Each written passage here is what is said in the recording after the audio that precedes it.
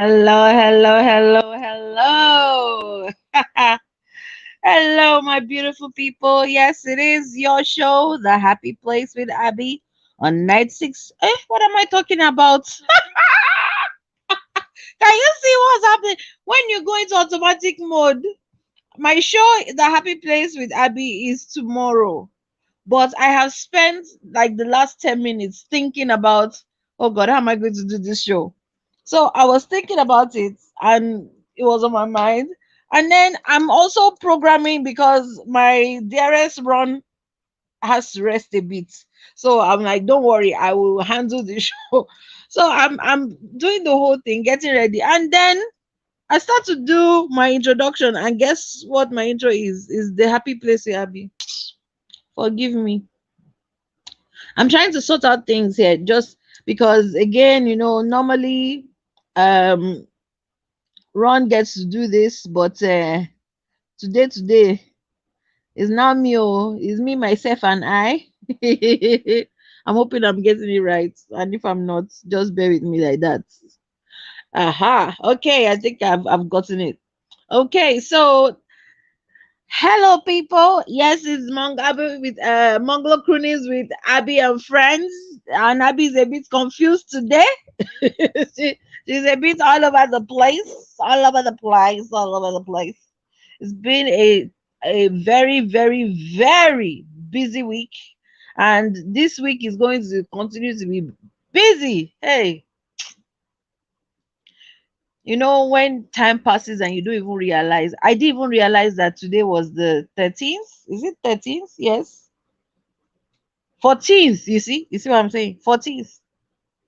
I didn't realize that today was the 14th. Like time is just trotting on so quickly. I was thinking it was like the 8th. So imagine my shock when I was in college today. So I finished my semester with drama and dance, but I still have my sewing classes ongoing. I still have my acting classes ongoing. So, and of course, the radio show and work with the university, that's still ongoing. So, your girl is stressed out. I was even explaining to Ron today that, Oga, my eye, the chichomchi, I cannot see straight. You see this adulthood there? Hey, God. All because I wanted 2 pieces of meat on my rice. So, that was what caused this adulthood, though, that I can't wait to be grown up so that nobody will be telling me how many pieces of meat I can have on my food. I can have as many pieces of meat as I want. I can drink whatever I want. How can you be they'll tell you to share one bottle of coke with your sibling? That you cannot drink one whole bottle of coke. That you can't. You see all those things. Now look at me. I have not tasted coke in about 10 years because diabetes is not looking for coke. The things that I'm like, hey, when I become an adult, they go take for where I will happily have my father back again in my life, where all my biggest worry is, am I going to tell that man that I need another 5,000? Like, man, I just want my life to be so simple. Although compared to a lot of people, my life is simple. So I am grateful. I'm grateful. I don't have no kids to worry about. I don't have no husband to worry about. I'm not doing school runs. I'm not having to plan nothing. It's just all of my worry is about me. But man, even though it's about me, it is still a lot of work. So before we go into the topic, because I've started my rant, because of course that's the way I'm feeling.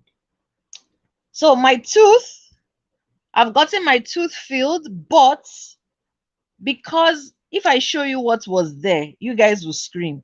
The gap, I split my tooth halfway across. The gap was so big, even I could see it without somebody putting a magnifying glass. Like it was visible. So they were like, oh, it's called split tooth syndrome. I'm like, every syndrome now they find. Anyways, they said it's split tooth syndrome, but their dentist didn't catch it on time. So they put in a filling, but they said, well, you know what? We cannot promise that it would be there. It could come out at any point in time. What is that feeling that is allowing me to even be able to eat cornflakes and stuff? So I'm very, very particular about what I put in my mouth. Like nothing with the bone. I'm not even tempting fate with it at all. But it was a very traumatic weekend into the, with the tooth, because I mean, from never having to go to a dentist. The last time I went to a dentist, I was still in primary school, to now. Come on, that's how many years? I'm not giving my age away. I know you wanted me to tell you. I'm not telling you. I don't care if you know. Anyways, and then finished college. So officially finished college, and your girl got nominated for Best Actress. I didn't win, but I don't. It doesn't matter. It's like Hollywood now. Being nominated is enough. Because you see them when they're talking, they were nominated best actress. So me too, I'm a nominee, and I was really happy with that because I really worked my socks off. I wanted to show that I was meant to be in that class, because a lot of people didn't believe that I was meant to be there, and I showed that I was meant to be there. By that nomination proved that that class was where I was supposed to be. So I had that. Then what else? Yeah, it was mainly trying to just sort out these teeth, and just trying to rest in between and all that stuff. So I'm hoping that Ron can join, but I'm hoping that other people can join us soon. I'm already seeing some viewers. Thank you so much for the people who are watching. Honestly, without you, we'll just be some people rambling in the wind. But you coming in, the people, the team, like is beyond me and Ron now. Is a collective. We love it so much. The panel, the people who are constantly coming in with their comments. They don't want to come on and talk, but they'll come and drop their comments. We love each and every single one of you, and we appreciate you, and we thank you so much, because I mean, this started out as a girl in her sitting by the door. Remember, doorstep croonings, because I didn't have any space in my house, because I had packed all my loads thinking I was going to leave the house, only for Corona to say, sit down there, sit your ass down there. So it started at the doorstep croonings for about a year and a half. Just me sitting there and ranting about the day and all that. To Mongolo croonings. It was just Mongolo croonings, me being here and just talking about the stress of moving into a new house, but the joys also of it, because even anywhere there seems to be a negative, we must always find the positive. And by golly, there were so many positives. And from that to Mongolo croonings to now Mongolo croonings with Abby and friends, it really is a blessing and honor, and I appreciate every single person. And I don't think I've done this shout out to her, and I feel so bad, but I want to do a massive shout out to Veronica Closet. That's her business name. And she made me a shirt with Abby, Mongolo croonings with Abby and friends. I haven't had the opportunity to wear it yet, but I will wear it. And I'm very excited about it. So while I'm waiting for my people to join me, let me tell you how this adulthood has scammed me. Now, when I was a kid, you know, I was really the smallest out of everybody, because I was, premature baby now. I was the smallest out of everybody. So I got knocked down a lot. But I also got scrappy, because when you're knocked down all the time, when people around you treat you like you are insignificant, you develop several things to protect yourself. So, like me, I developed a mouth. My mouth was like somebody who lived in Ijebu, Ijesha, Ibadan combined. My mouth was bad. Like I would curse you out. And the thing is that I'll do it in such a sweet way with a smile. Meanwhile, I used to you'll be smiling. Meanwhile, I've finished you finished all the way to your village. So I developed a mouth, but I also developed a scrappy attitude. Like, knock me down, I'll get up and I'll keep going. Knock me down, I'll get up, I'll keep going.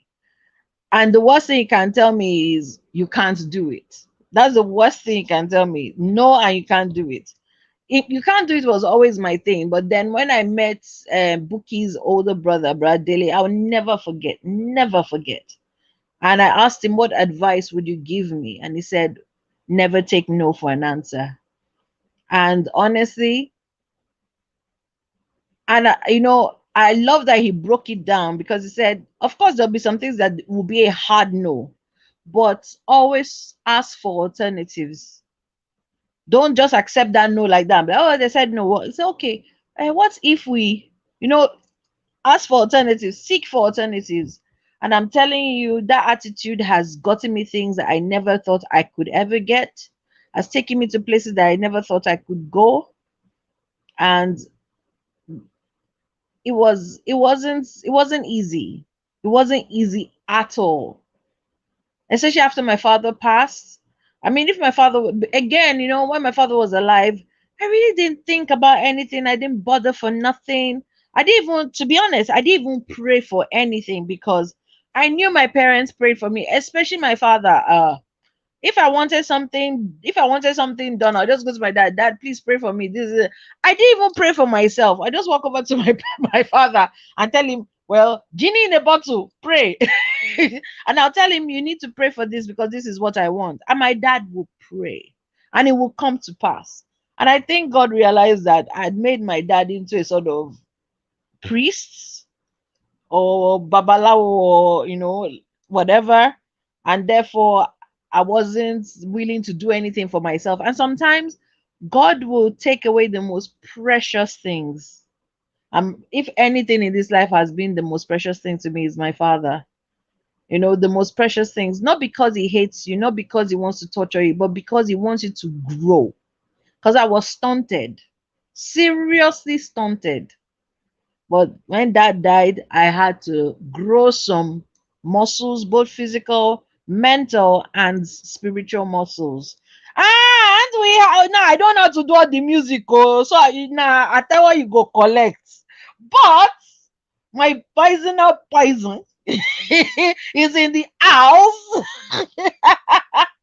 For the non-Nigerian people who watch, please just accept my dramatics and the way when I'm going into my, as you say, unsansa, but it is just like my jokes, yeah. So it is Abby Fash. Come on now, everybody, wherever you are, a round of applause, a round of applause, a round of applause, a round of applause, a round of applause. Hey, babes. How are you? I'm fine. How are you? I just realized I actually didn't put on the lights in this, but the lights is still very, very light. How are you Extremely doing? beautiful. I just came in not too long ago. Hey, Um, businesswoman. Share this money now. no, I had to meet a business partner um after work. So it was the first meeting, trying to sort out few paperwork and all of that. So it's a crazy one today, but it is what it is. Oh, but at least you got So things done, didn't you? yeah, I did get things done, and Okay. I had uh I had something. I think they call it Caesar chips or something. I can't remember what it is now. Um, it was at Season a chips. holiday. Yeah, Caesar chips or something. Is it chips It that they wasn't pour bad. like cheese on top of it? Yeah, kind of. They added a bit of Okay, it beef could be involved, no, me, but I it's know not dirty very chips. dirty. Yeah, it was a dirty one that we wanted, and then after that one is finished. So the alternative was the Caesar one. So it wasn't bad, bad, Okay. bad. Dirty I chips. wasn't Me, just I love dirty chips. Yeah, I wasn't just, me, I'm You're too like, whatever guys, to where's the amola, please? What's all this? I don't but I was just not feeling like I want it to be like when it's food, it has to be, no. flavored. So everything was just going. So the things you could feel it, but Okonlo things fall apart. So everything was I could feel it, but it was smooth. The whole thing fell apart in your mouth. Chips Yeah, one you know, side, like I the was this like, and the other seriously, seriously, you can side. do better, yeah. I So I'm don't know like, you whether can you do watch this better. video. There's this guy I watch on YouTube. He makes me laugh. He's a Chinese guy, but he comes up with this character, Uncle Nigel. Is it? No, his name is Nigel, but then he is Uncle. Is it Uncle Nigel? Hey, I watch this guy all the time. How can I have forgotten? But it's this Chinese, and he hates Jamie Oliver because he believes that Jamie Oliver spoils everything he cooks. It's like he Mm. doesn't that he only has two flavor. He has salt and pepper, and at most he will put is it paprika, and that he doesn't do cook anything with feeling, no feeling for yo. That's the way he talks. It's so funny. I know I'm not saying it the right way, but yeah. So he's talking about that white people don't flavor their food at all. It's Yeah, always salt, and pepper, and at most paprika. it was a trading that we had to do. So when we wanted to park, so they Mm. told us that this parking is going to cost us like £7.50 to park. Manchester is But, expensive. but on like a trade-off, like if we eat there, then we're not going to pay. So I was like, Mm. that's good. Let's not kuku Because throw they the knew water. the food wasn't sweet.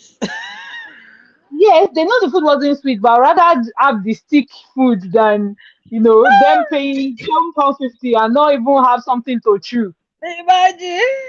They knew the food wasn't sweet. But where was it? Where was it? Which Mhm. area was it in Manchester? He was in Salford, Oh, and it was Suffolk. Suffolk. Suffolk is and then very. he was in Salford, and this was the first time I'm actually going to go and have a meeting in a hotel. If it was So I was, Maine, if it was Manchester, Maine, there's more than enough food to knock I was having a for you. meeting in a hotel. So as soon as I come down from the wherever, what comes to my mind is like, let it be the time that I used to go to church as a blood of Jesus, child of God. What are you doing here? Are they catapult you? Are they, when you're coming and you see, let's say I was coming from the reception and I saw sister You bump into somebody, a church member. ah, Lord of Zedekiah. You have to Because kind that's of what think of, happens in Nigeria now. Once they see you in hotel, you have come to do you something know, bad. when you're going there, and I feel so different. I was like, oh, it's not a big deal and all of that. But inside of me, I'm just thinking, thank God for God, though. I'm trying not to speak Yoruba here for the people that don't understand. But I was like, I have to do some special prayer inside of me to say, Oluwa, mo dúpẹ́ pé mo bọ́ nínú ogun Rakio. Like I can be there, just sit down, relax, focus. There was a big TV at the reception. People were coming there for different things and all of that. But we have the focus of what we came for, and we already have the agenda, went through everything and all of that. But on my back of mind, I was just like, Back of they your never mind. born you well. They never born You you see, it's well. crazy. It is crazy the kind of automatic perceptions that and I can only talk about Nigeria because I don't know anywhere else that we Nigeria, especially religious Nigerian people, because I One moment. remember vividly a couple came to Abby, where are you?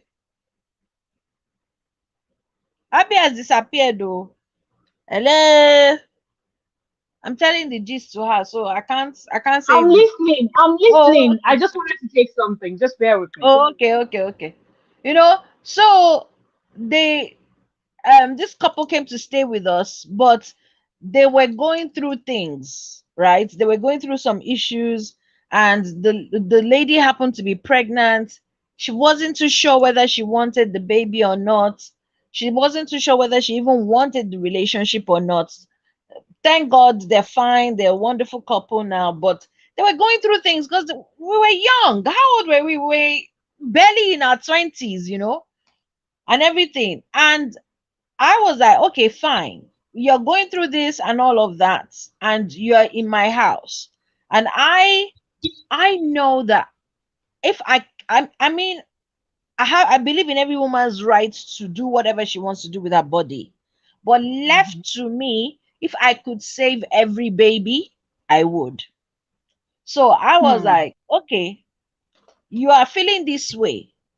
Let me take you to antenatal clinic so that you actually get to see your baby, get a scan done, you know, hear your baby's heartbeat. Maybe it will change your heart one way or the other. So I took them with me, went down to an antenatal clinic that I'd never been inside of it, but I'd walked past it before. And I said, okay, let's go in here. And went in, and I said, I don't know whether, but this is about 3 months, so I think it should be fine to have a scan and all of that stuff. Basically, just check her over, make sure she's okay because she's going through things. And if possible, could we have a antenatal scan? Sorry, I'm trying to get her. Is it possible to have an antenatal scan to check that she's okay, the baby is okay? And they were like, yeah, sure. So we went into the room. They asked if they wanted me there. They were like, yeah, yeah, yeah. So I went in, and they did the whole connection, and she saw her baby for the first time, and they heard the baby's heartbeat, and you could see that whole confusion just melt away, and it was so beautiful. It was such a beautiful moment. All of that happened. We now stepped out. As we stepped out, and I told you that we used to go to the courts, deeper life. That's how we jammed one of Hmm. the women that goes there. We just, and the crazy thing is that she was in the vicinity of the antenatal herself.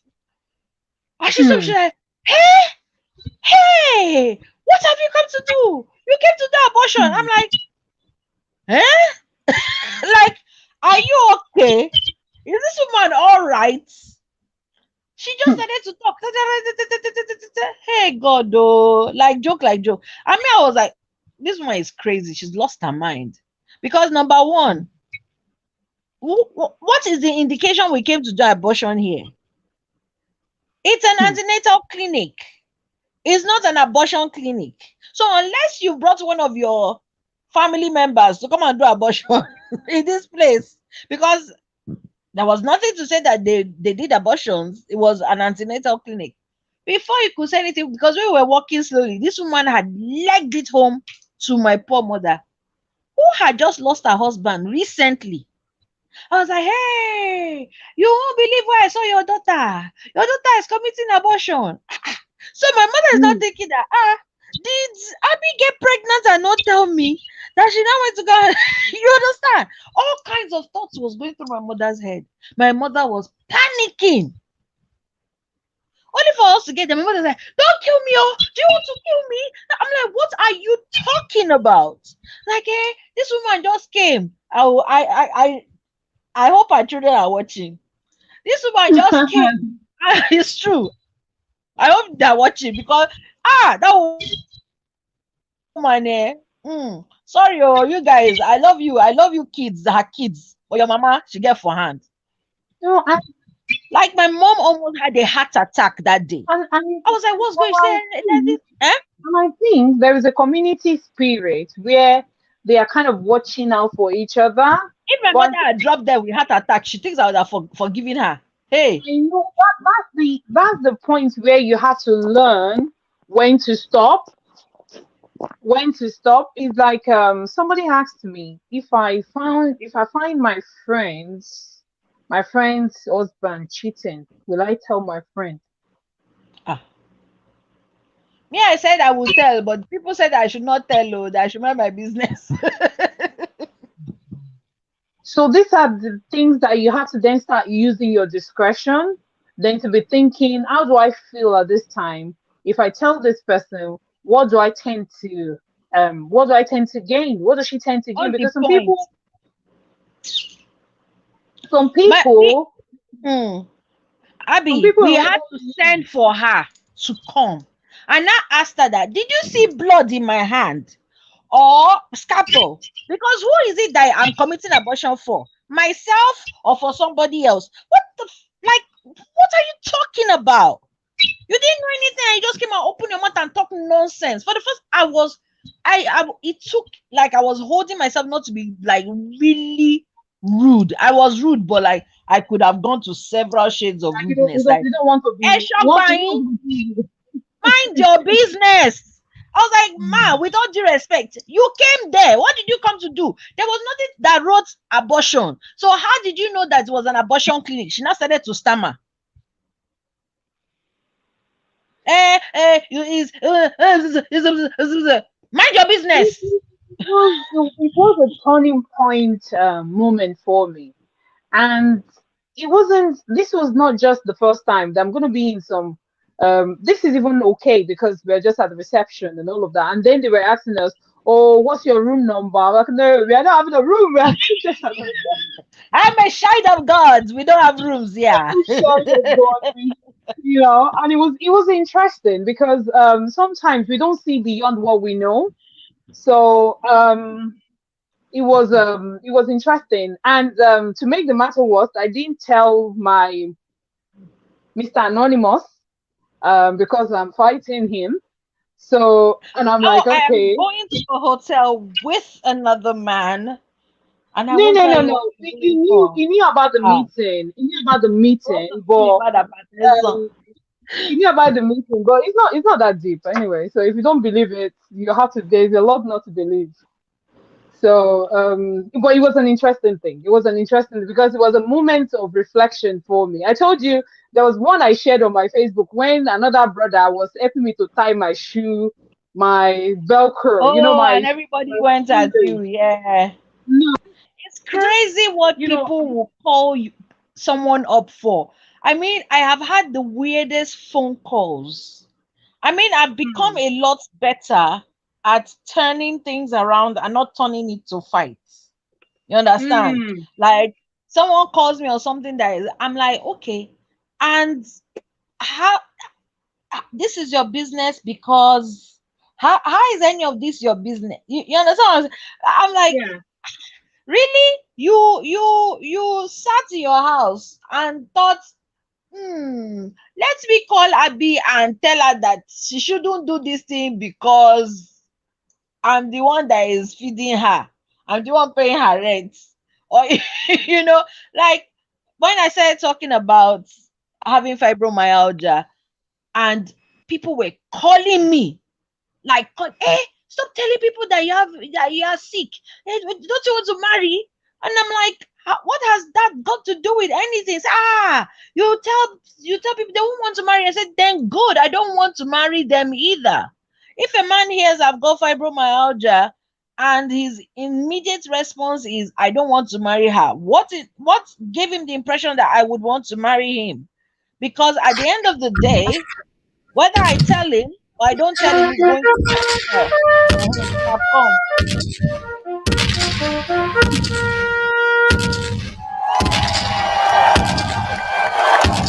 Hey, I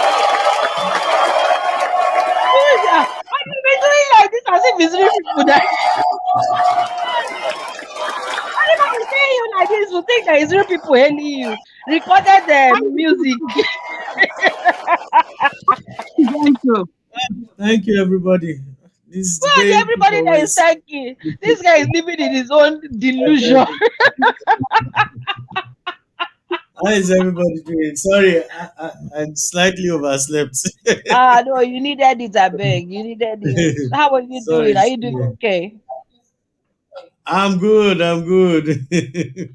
Abio Laraba say idiots that don't want to marry a person with fibromyalgia, they won't marry before. As we say in Yoruba, ọ̀lẹ tó ń dáparí oṣù. Somebody who doesn't want to do something in the first place, but is not pretending like he wants to do. Like, who told you I want to marry you?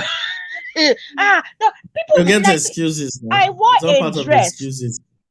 I wore a dress. Welcome, But Ron. don't I'll see come to you, but I someone want to say else. I wore a dress when I was still going to church. I wore a dress to church. It was a yellow dress. It was a bit of a lacy dress, and it was a short dress. I've got fantastic legs, so I always wear short stuff. No, I beg. I know I have fantastic legs. If not that the way the camera angle is, I go show you now. These legs are amazing. Eh? If even me, if to say I fit marry myself because of the leg, I go marry myself. My legs are beautiful. So, anyways, I wore this dress.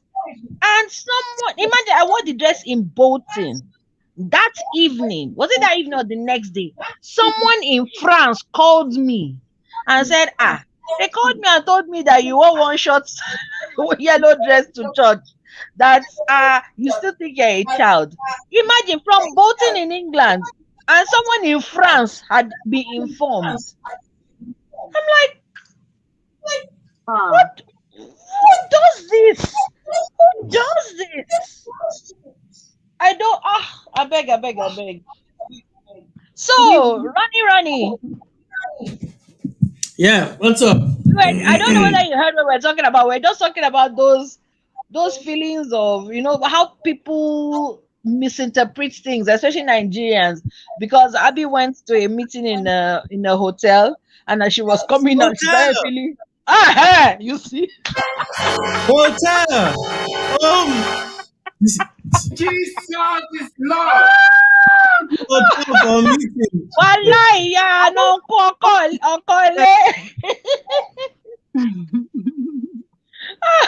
Laraba said Nigerian nonsense. They doesn't have any borders. Like they don't have barrier at all. This is your territory. This is my territory. Umba. All the territory that we get them.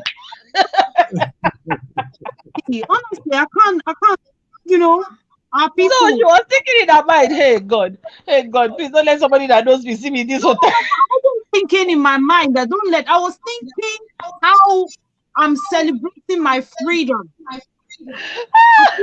but Me, but the because if I way was you reacted when they asked you if you had a room, you're like, no, my rooms exactly, are in if I heaven was, with Jesus. if I was still in church, and then I went to that place, then I don't know how many people I have to explain this to. Like, okay, you know what? I said I need to My come. rooms has been Going sweet to after meeting, Jesus, not this demolished place. they would have finished my enemy. Even me, I won't have time to sit down there like that. Honestly, I'll just be like, let Oh me put yeah. something cap. I I'll, thank God that I'll for just a face long time I've had the spirit of I don't care. and to now pop it up the dress that I was wearing, God said, "Ma, pa, won." Zexy. Zexy. Do you You know, know how many times because people have come to because my I was coming parents? from work, and when Mhm. I'm going to work, I have to represent who I am. Of course, of course. I'm not just a worker. I'm a woman. I'm not just a woman. I'm an African You're an woman. African woman. I'm not Hey, just an African woman. I'm a spicy lady. Like, when I used to work in co-op in Manchester, they're like, they were like, we are looking forward to what you wear to work today. They're not expensive. Oh, I used to buy a lot of things from charity shops and stuff. It's not a matter of expensive, but man, when it comes to spoots, I know boundary. how to. No, it's just Is that it because of his I condition that make me not to be spooting again, no, Jare? for a lot of people, like the àwọn Oyinbo people. Let me not just call their Mhm. color now. But also a lot of Oyinbo people, They know when they're the going color to that you're work, talking about. the usual thing is always like black and white, black and white. Yeah, Come on, that's the national color of the UK, black. exactly. I don't care. I love colors. I breathe I colors. love color. I think every I African woman actually loves color. rejected a job where I have to wear uniform, and they thought I was extra. I was like, I'm sorry, I can't do this. I Sorry, cannot. don't we think we are digressing a little because I No, thought the but I main know we issue. were don't gisting be now. We were bro. gisting Yeah, before you I know, came. I know. We No, talk no. I about said I the thought the main. preamble. I know. I said I thought the main issue was what Happy did in the hotel while the meeting was going on. I thought like because that's Okay, what I really want to know. That's Leave what I'm what she interested. we've leave what said she it did. before. Wait, Abby, wait, run. Leave what she did because when she was coming down, they asked her, "Oh, what's your room?" The We way don't she know. reacted, No, Steph. no, when they wanted to know, when they Wait, wanted to wait, start wait, with wait, you, Abby, wait, wait wait, now. Abby. Look at Abby saying that Because she was there. I don't my They jealousy level is they rising tweet now. me. so My jealousy level is like rising. What yeah, did you so do? But when Like, because I your jealousy. Abby, tell let me us talk. what you did. When we got there, so we started the meeting and we wanted to order food. We didn't intend to order food before. We are just gonna have a drink. But And the because food no sweet. wait now, so when they said we should pack, They said if we order food, we won't pay for the parking. And the parking was already costing about £15 for both of us. And so at the end of the day, we're like, okay, let's have a food. Now they thought that we are just doing preamble downstairs. Maybe we're gonna finish the whole thing in somewhere. And they said, oh, where do you want to bring your food? What's the number of your room? I said, no, we don't have a room. We are My here. room is with sweet Master Jesus up in heaven, not on this demonic Oh, Catholic. okay. So no room was booked for the meeting, Sha. No what? No room was booked for the meeting. Ron, because of We you, don't I am going to have meeting in a room, in a hotel room. Please, if this is what you want to have, Ron, let me tell The you. meeting was in order. No. The meeting was in order. Let me tell you this for free. If it's somebody that wants to date and doesn't have a house that we have to go to the hotel, just know that is a no. So for now, I'm too big for those kind of things. If I want to Me, pick anyone, I don't mind the occasional hotel trip, would as do long it. as it's a nice I will hotel. give you a test. I get, And if you can't please them, whatever I do at this age of mine, I'm what's my age again? I'm going to be 42. So whatever I do at this age of mine is my full chest. Now me do one. like the special grace of God. I want to say them. Ron, should I diss you? You know that my guy that I used to see, that my ex-lover. The Guys, one he I said came, I don't want to. Wait. The one I forbade you from seeing. the one you forbade me from seeing, yes. Okay. Make it So clear. So that, he used to come from far. So sometimes yes. just like put it on a nice thing. We used to go to hotels now. It was nice different now because it doesn't even because I didn't have a bathtub. So I'll fill up the bathtub and I'll lie down inside. No, that one is okay because me and you didn't have prior discussion before you were doing those sinful things. But And then he forbade me from seeing him. Imagine. now that we have a serious understanding. Uh-huh. the sinful thing. He didn't allow No, me to. I'm not allowed to see this guy again, though. I am not allowed. what is intentions? What are his intentions? That's the question. What is sin? No, not sin like that. I mean, what are his intentions for my hubby? What are his intentions? I'm not Is it allowed to just to see be him married again. with me? Imagine. Are I'm you a the full grown woman. I am older than this man, and yet I am not allowed to see a man. I'm I the mean, father somehow. figure. Wait, oh, The father wait. figure. Wait. Do you know the funny thing? The funny thing is that me, what I don't understand is why me, I don't listen to him, and true, I refuse to see the guy because Ron said so. Wait, have because I it is ever lied to you? Wait, condition. have I ever misled you? Wait. Stop the show first. Have I Because ever it is misled you? condition. Tell the people, tell the No, internet people now. to be honest, you have Have never I ever misled misled me. you? Uh-uh. No, you haven't. I have track But I record. don't. Sometimes I sit down and I'm laughing at myself. Confirm That me. Yeah, it's track Because it record. is condition. is it juju? Juju. It, Conditioning juju. all the time you didn't listen to me, what happened to you? Wait. Tell internet people. All the times Ron spoke to you and you didn't listen, what happened? Not much. Confess. Confess. Confess. Not See, much, nah. I Okay, have small track record as suffer. a father Just small figure. suffer, but not much. See, Which you don't deserve. see, at the end of the True. I don't day, deserve it. True. the practicality of all this is that for every good thing that would happen, there's always going to be some misfortune somewhere and looking Of around. course. It's not a big But deal. that's what You make some that's exactly what Abby said, though. you make some That's what mistakes. I'm doing. That's what this thing you said is the justification Abby used to disobey me, and she paid for the consequence. And I was just waiting by the phone for her to call me. And when she called, I was like, "Did I not warn you? It's okay to be Did I not warn heartbroken. you?" Sorry. It's okay to be heartbroken. So because if you put your finger inside fire to burn you, you should burn your finger. That's a big deal, but that's how to test if you have the My power. heart wasn't even broken. I just chopped small suffer. That's The software way she's the last one. The software way Abby suffer. If she can reverse the advice and obey it, she would have done it. What she did, how heavy the consequence was because you don't listen. What is I started listening now. I should be happy. I better leave me alone, Joe. Women in my life, they know they listen to me until it happened. They know Excuse they me, excuse me. Oh, since I've listened to you now more than how many months now that I've been listening to you. Don't make me only beg four that stop months. Only listening. Oh, 4 months. No, only 4 months. 4 months. 4 months don't be It's a something. lot, oh.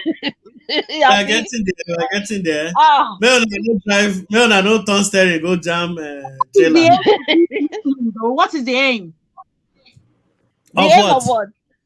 of you listening to him? What do you intend to gain? Ah, okay. So I Do you? should fulfill a Should I tell you maximum. the honest truth? I don't know why I listen to him. I just do. Oh, I just do. When when And and now me go carry my mouth go tell am say Ron, this is it, da da da da, and you be like my okay, own. so Oh, what I are dey you my own. planning to do? You know wait now, let me you know say what are you planning to do? I say I plan to do like this. I say is that what you're planning to do? You better don't do that. What do you think I should do? Do like this. I say, but I don't think so now. Shebi, what is going to happen? I will jam roadblock and then I say, I've told you. And when I Then want she to could now do go and it. be my way, I now think of what did I say. I said, let me just leave it the way I said, Jare, and I'll leave it like that. And honestly, it always works out. oh. You're going to make one be swelling But now. you know the sad part. Go to the I don't doctor. have people.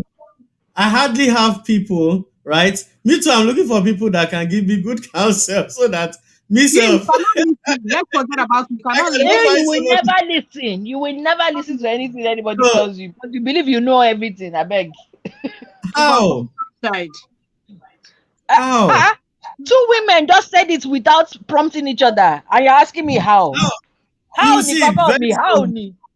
When Abby start when Abby first starts confiding in me, you see how improved everything will be for Abby. Very easy. No No juju baton. involved, no spirituality, no nothing. Just simple Abby first. Don't do this, and you Have see you the seen when way she said everything will just line up in nice No, places. see, from now from when I'm young, I know they listen. That's the problem. I know. Uncle, Ron, please come and counsel me. Yay, counselor of life. he's Hey, in South Africa himself? I'm He out himself from is the not in the location. UK. Hey, oh, yes, counselor. Even himself Nobody not in the UK. Yoruba demons are there. Oh. Abby tell them about Yoruba demons. Oh. Them Yoruba demons, the The Yoruba diet, diamond, the diet. diamond that will catch you, they will capture you from step one, be you, shook you, and then make sure that they scatterbalance your life by step 10. Don't come, the ones in Nigeria, you already know them. You already know who they are. You see the ones here, they have collected PhD in what the Yoruba diamonds in Lagos are still doing. The ones in Lagos are still doing BA. How's that? But the ones there, they are professor emeritus. But, Don't do but it. these are all parts of adulthood, isn't it? Like none of us expected most of these things we go through while we're growing up. Man. Hmm. Before I tell you my own, I beg. Oh yeah, run. Janos, let us go into Okay, the comment, when I was the in topic. primary school, at least by the time I got to primary five, I wish Enuka was here. Enuka will attest to this. We had this, I don't want to mention her name, we had this very beautiful young teacher. At that time, she must have been in her early 20s or thereabout. Yo, if this woman pass, us, including teachers, we must look. She was that good looking, smart. You know, she's like this kind of person. Death doesn't go. She was a black beauty, everything. You know, she was that kind of person. And when they are teaching maths, the only thing I'm thinking, my God, when am I going to grow up and be like 28, 25, so that at least I can talk to this teacher. I'll just be daydreaming in class. I say Hmm, she will hmm. not grow herself. No. Wait, your boyhood. It's not as if I want to do anything. No, just to Hmm. be the one that is talking. It was that, and you know why I started having that idea because every lunch break, you just see all the male teachers, both the married ones and unmarried ones. They'll come from upstairs, They'll downstairs, come and down gather the woman. the floor. They'll come and gather and come and everybody will surround her. She'll just be giggling. Some people will be cracking loud jokes. And those jokes were never ever funny. There's this Mr. Okay, he's gone now. But there's this particular one, he'll just be cracking jokes. I'll be laughing, ha, ha, ha, ha. Even me as a boy, and he was cracking very dry jokes. Very, very But dry joke. the woman will not even laugh loud. She just like, Another one will pick up the joke from the. I'm like, is this what adulthood is? I can't wait to. So now I'm going to start driving my own car. I'm going to start, nobody will tell me when to do homework. Nobody will tell me when to not to go and play. I determine when I play and when I don't want to play. I'll determine what I like to eat. I'll determine what I wear. I was like, I really can't wait. I'm tired of this suffering of childhood. This suffering is too much. Ah, every day you see the hard work. I first have to sit down in class from morning to 2 o'clock. Or is it 2 or 1 o'clock? Then Yeah, after one everything, thirty. I'll be doing a lesson at home for another 2 hours. On top of all this nonsense adult, I'll still come. I'm going to be doing homework again to submit the next day. Which life is this? This is too much burden for a child. God, let me just grow and become an adult so I can be free. So I can just go and sit in those offices with AC and do nothing all day. Inside your Then mind, they'll pay me. Uh, these are all the stupid things I was thinking as a child. Now that I'm a grown up, I'm like, you know what? If I can do anything to reverse myself back to in 7 year fact, old, I will do it immediately I'll enjoy the homework, I'll do all the homework, I'll do everything and still rest, calm my brain down because being an adult ain't no joke, man. I mean, they Especially say, mm, it's not I was funny. sharing before you Adult came is that I used to dream about that when I grow up, because my mom was like, not because of poverty or anything, no. Although in some cases, because when Abacha came in, everybody was poor in Nigeria. We cannot hide that one. So, like, instead of when they give us jollof rice at a party, she say, But hey, not give them one everyone was orobo. poor. Most people were poor. Most people were poor now, but even the so-called rich were still poor by rich standards during his time. So, those days when they give you jollof, they will not give you orobo. My mom will not say, that orobo coke now, the one that is like yeah, 1 liter. the My mom will not say, 1.5. She not say no, that give it to her and her siblings. So me and my younger siblings, that the three of us will share it. I'll be fuming. I'll be like, I can't wait when I grow up. I drink my own orobo by myself. I will share any orobo with anybody. I will drink it by myself. I'll eat plenty jollof rice with 2 meats. Nobody will give me 1 meat on top of my jollof again. I grew up, diabetes came. Oh yeah, be drinking the orobo. Let me see. Be drinking the orobo. Let me see. Sugar will kill you. Sugar kill you there.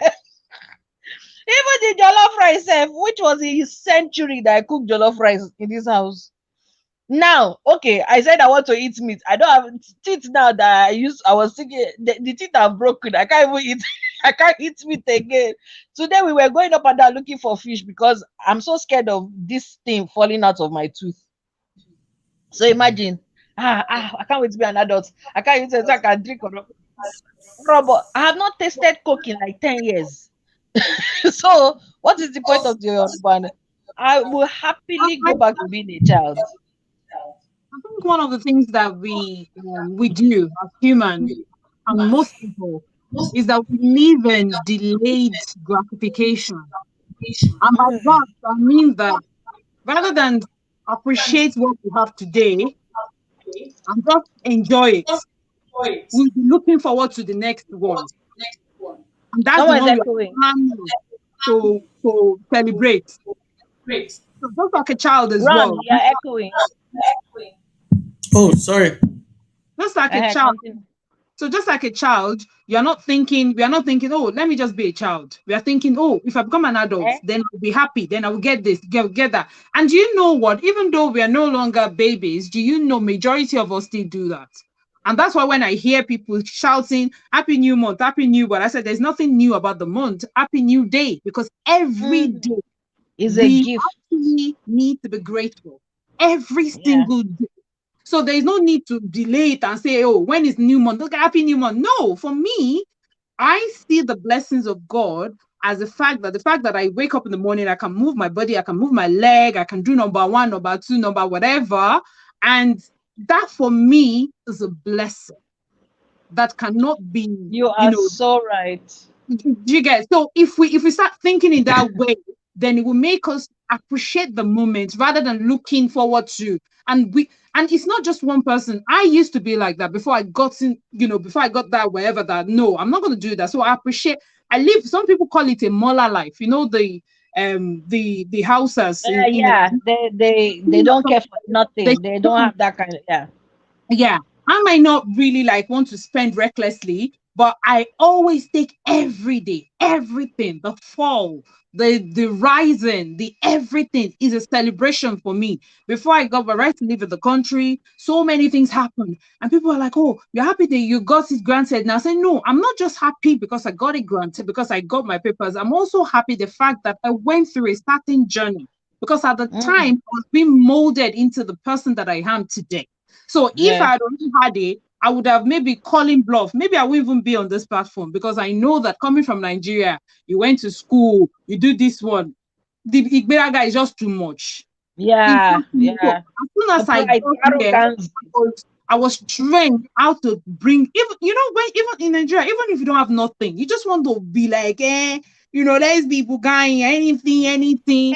That's how they took me to a place Why where I do you could think really. that the song Buga is everywhere? Because everybody likes that whole idea of Buga, That's what. But I think, be proud, I think be arrogant. for a learned, now quote and unquote, somebody that went to school, might not be learned, I don't know. Somebody that went to school in Nigeria, even if you don't know anything and you fail to maybe obey out of class before class, you bring out as long as you shall finish. Yeah, the shoulder pad that we use is bigger. You understand? And so that has become an issue that as soon as I got here, it's something because when I see some people doing certain things, I'm like, "No, Shanae, like, why you like, it's not that deep. But the UK made me to become a leveler. I understand that, those things that we were able to enjoy at the time, it was a privilege. And I always refer to my background as that we were poor. But when I was given the definition of poor, then I started saying, God forgive Realize me. that We you were weren't. not poor. So we were not poor. So, but in my opinion, at the time, we do have 3 square meal, but we're still poor because, my parents were just an average. They were just, my father was a banker, my mom was a civil servant. So it was too basic. It was too No, basic. Mm, but sorry, Abby, let's correct mm, an impression. Yeah. Technically, you weren't poor per se. You that's weren't. it. You weren't What poor. I'm saying I, that, I, but in my notion, And she that's what I realized said. that it was That a I bad, yeah. realized that I used to think that we were, but when I now see oh, society, Yeah. the things that are happening, and this is just me saying to somebody in Nigeria right now, you're looking at yourself like, oh, we don't even have anything. We don't even, do you know how many times when I went to Nigeria that I turned myself to a compulsory coach? They did not give me the job. I gave myself the job of a coach. Anytime that I go inside any Uber, you see all of them complaining, oh, I don't like what I'm doing. Oh, I don't. I said, what were you doing before? They'll tell me, I said, what you're doing now, did you quantify? Did you see it? Was it different? So do you make more money now? And they say, oh, madam, you're so kind. They say it's not about being kind, it's about you thinking what you are Yeah. putting now. Forget what happened in the past. Think about it. Does everyone that can they afford to even have this Uber? Can they? Exactly.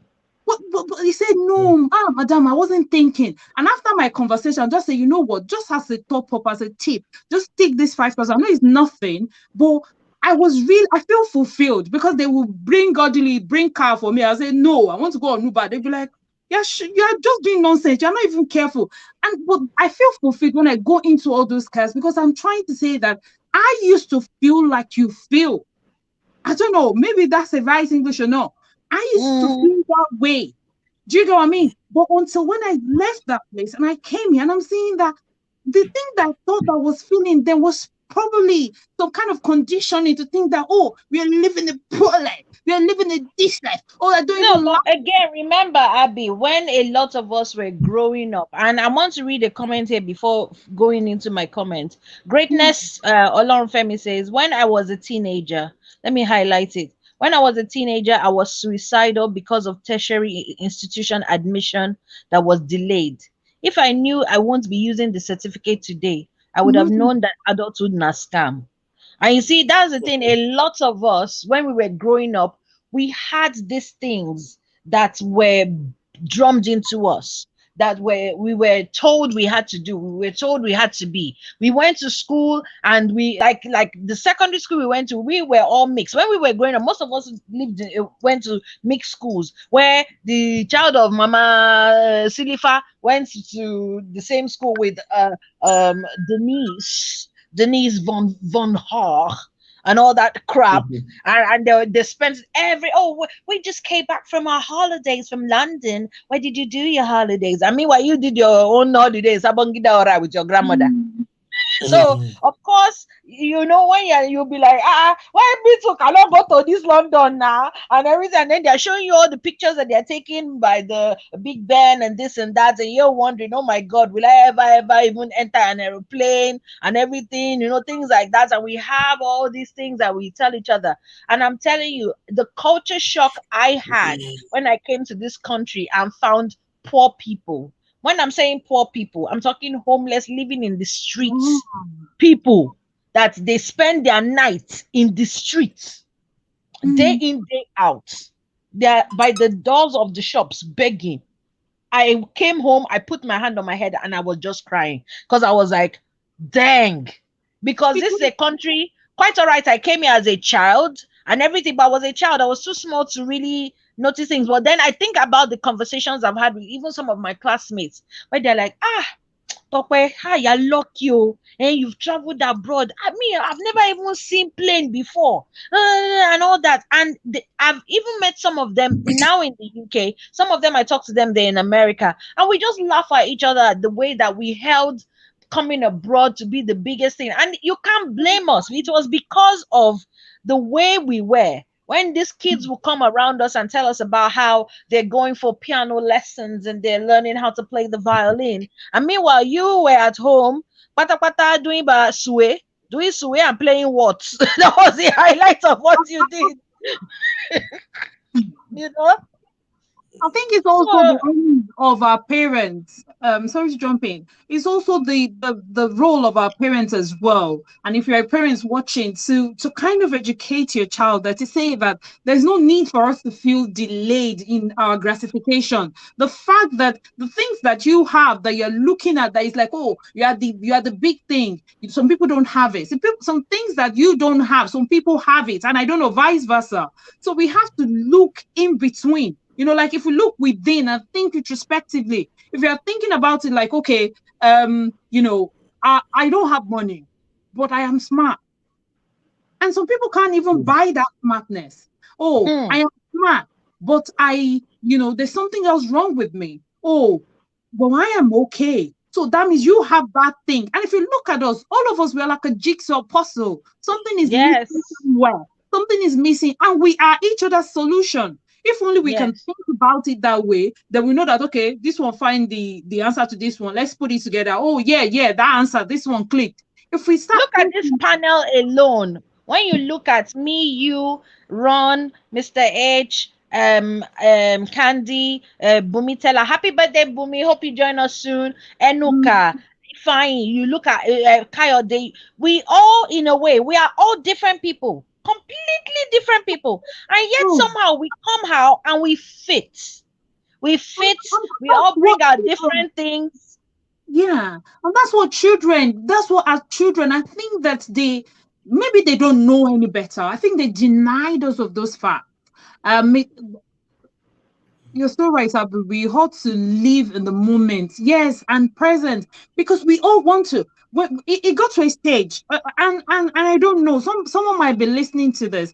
I hardly wake up in the morning and pray for myself that God give me bread, God give me butter. Somebody can say it's because I live in UK. I don't know. You can say that, but my prayer point, I can share that. My prayer point is that, Lord, I thank you for today. Same And what here. people seeing today. I thank you because when I wake up, I can just do my normal stops, my normal rituals in the morning. I thank you because, I have friends, family. They're in good condition. The ones that are not in good condition, they are getting better. They are fixing themselves.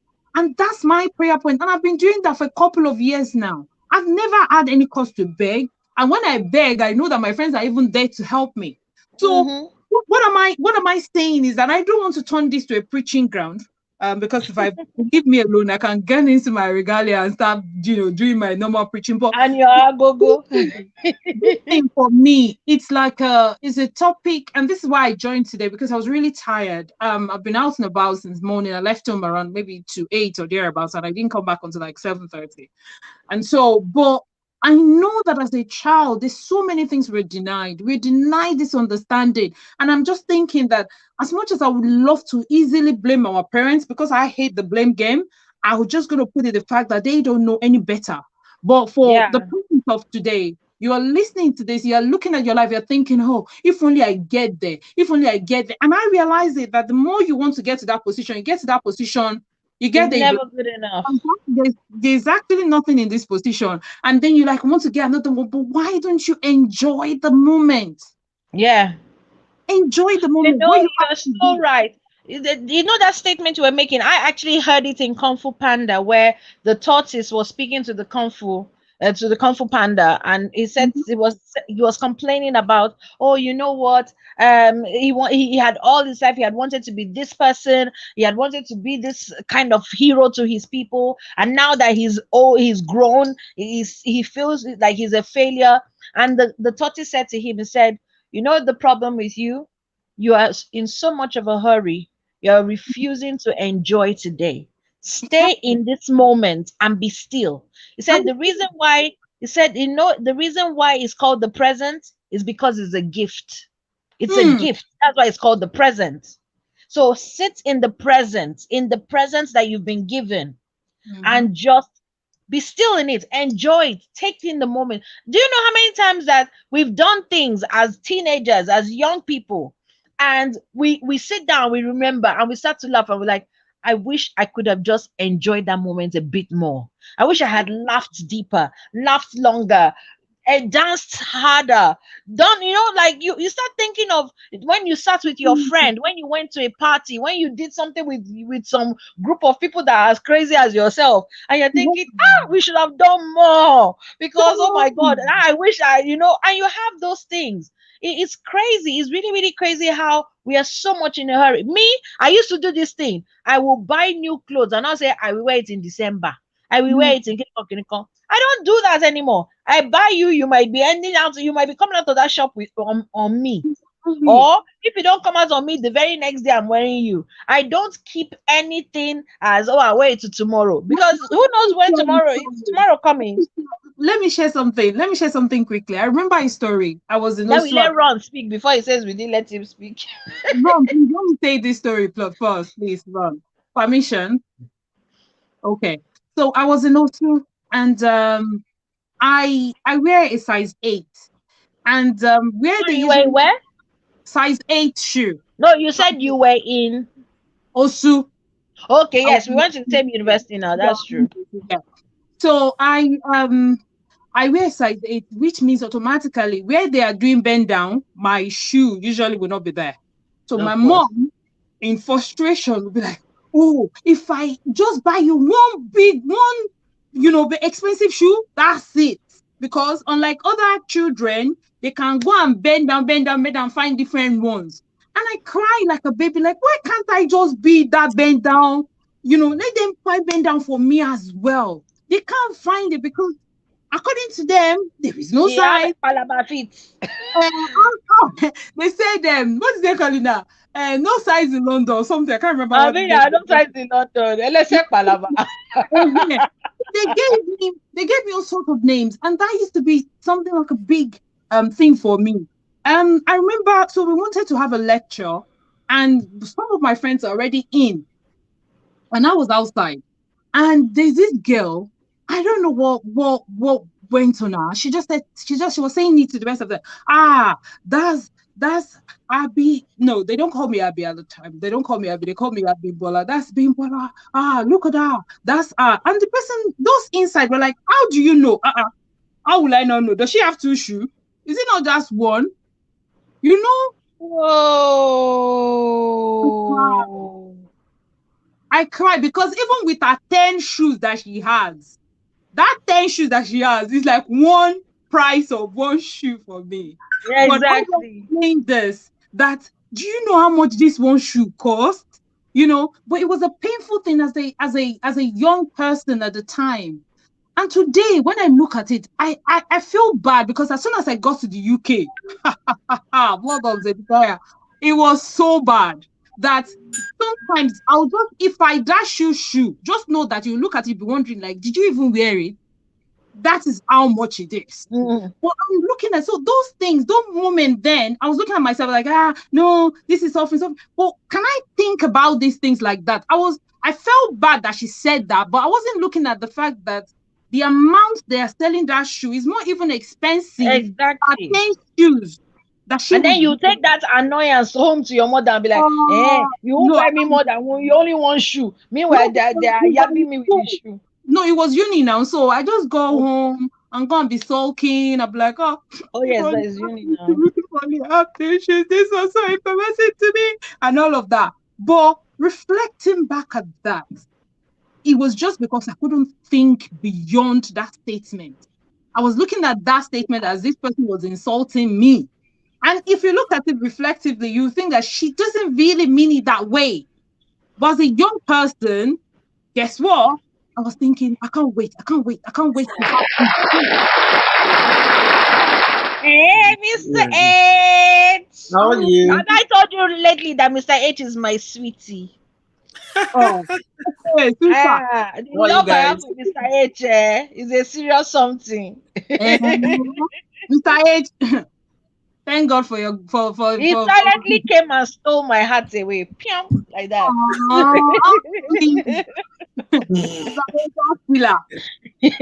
Run and say, Daddy in the Lord. Daddy the Lord, dear. What have I done again? Allow me. Mr. H is a man of God now. He's good for me, isn't he? Ron, why are you making your face like that? No, I'm adjusting my Don't mind monitor. him, Jare. Nobody can come between us. This love, this ain't no ordinary love. No ordinary love. Why are you switching lovers? Eh? Why are you switching lovers? Because the way Mr. H came, even me, my legs just went yakata like that. I didn't know. I never expected it, but it happened. In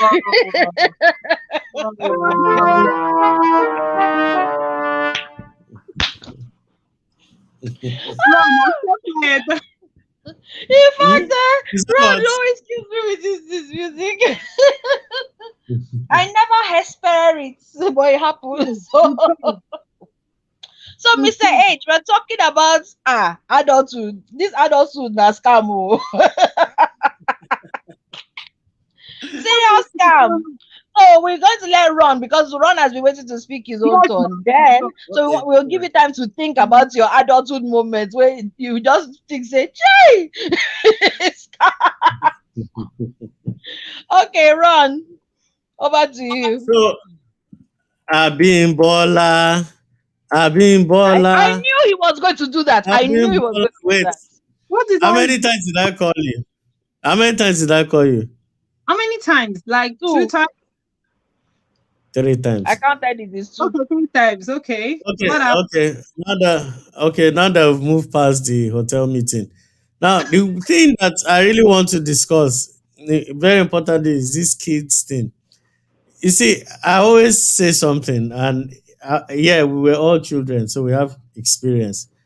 The thing is this: in as much as we love our kids, we want them to grow, we want to nurture them, we can't say because we love them and open the doors to everything for them. Sorry, Ron, who is that beside you, Mr. H? It's my friend, my brother. Because I saw somebody just came and did the posing. You're welcome. Oh, you join us. Okay. I Yeah, like Ron, the top. continue. Yeah. I like the topic. So okay, give him the link to go and give him the link to Yes, go and join. Okay. join Give us. him the Yeah. link to give him the link to go to the balcony and go and join us. So Okay. back And ahead. like and subscribe, oh, please. Okay, so in as much as we love these kids, they are part of us and all that, we can't just open the door for everything, easy access to everything. There's a reason why we are parents. We have to regulate the kind of things we release to them. In as much as they are kids, yeah, I agree they are kids. um, we can't deal with their wants. Kids have their wants are more than their needs. So as parents, we are supposed to mostly focus on their needs, because if we allow them to roll with, and you see all these things happening in Hollywood, in westernized countries where kids we nurture all their wants and they can do whatever it is. Ah, mommy, I'm not this, I'm that. Oh, daddy, I'm this and that. That kind of thing. I don't want to go deep.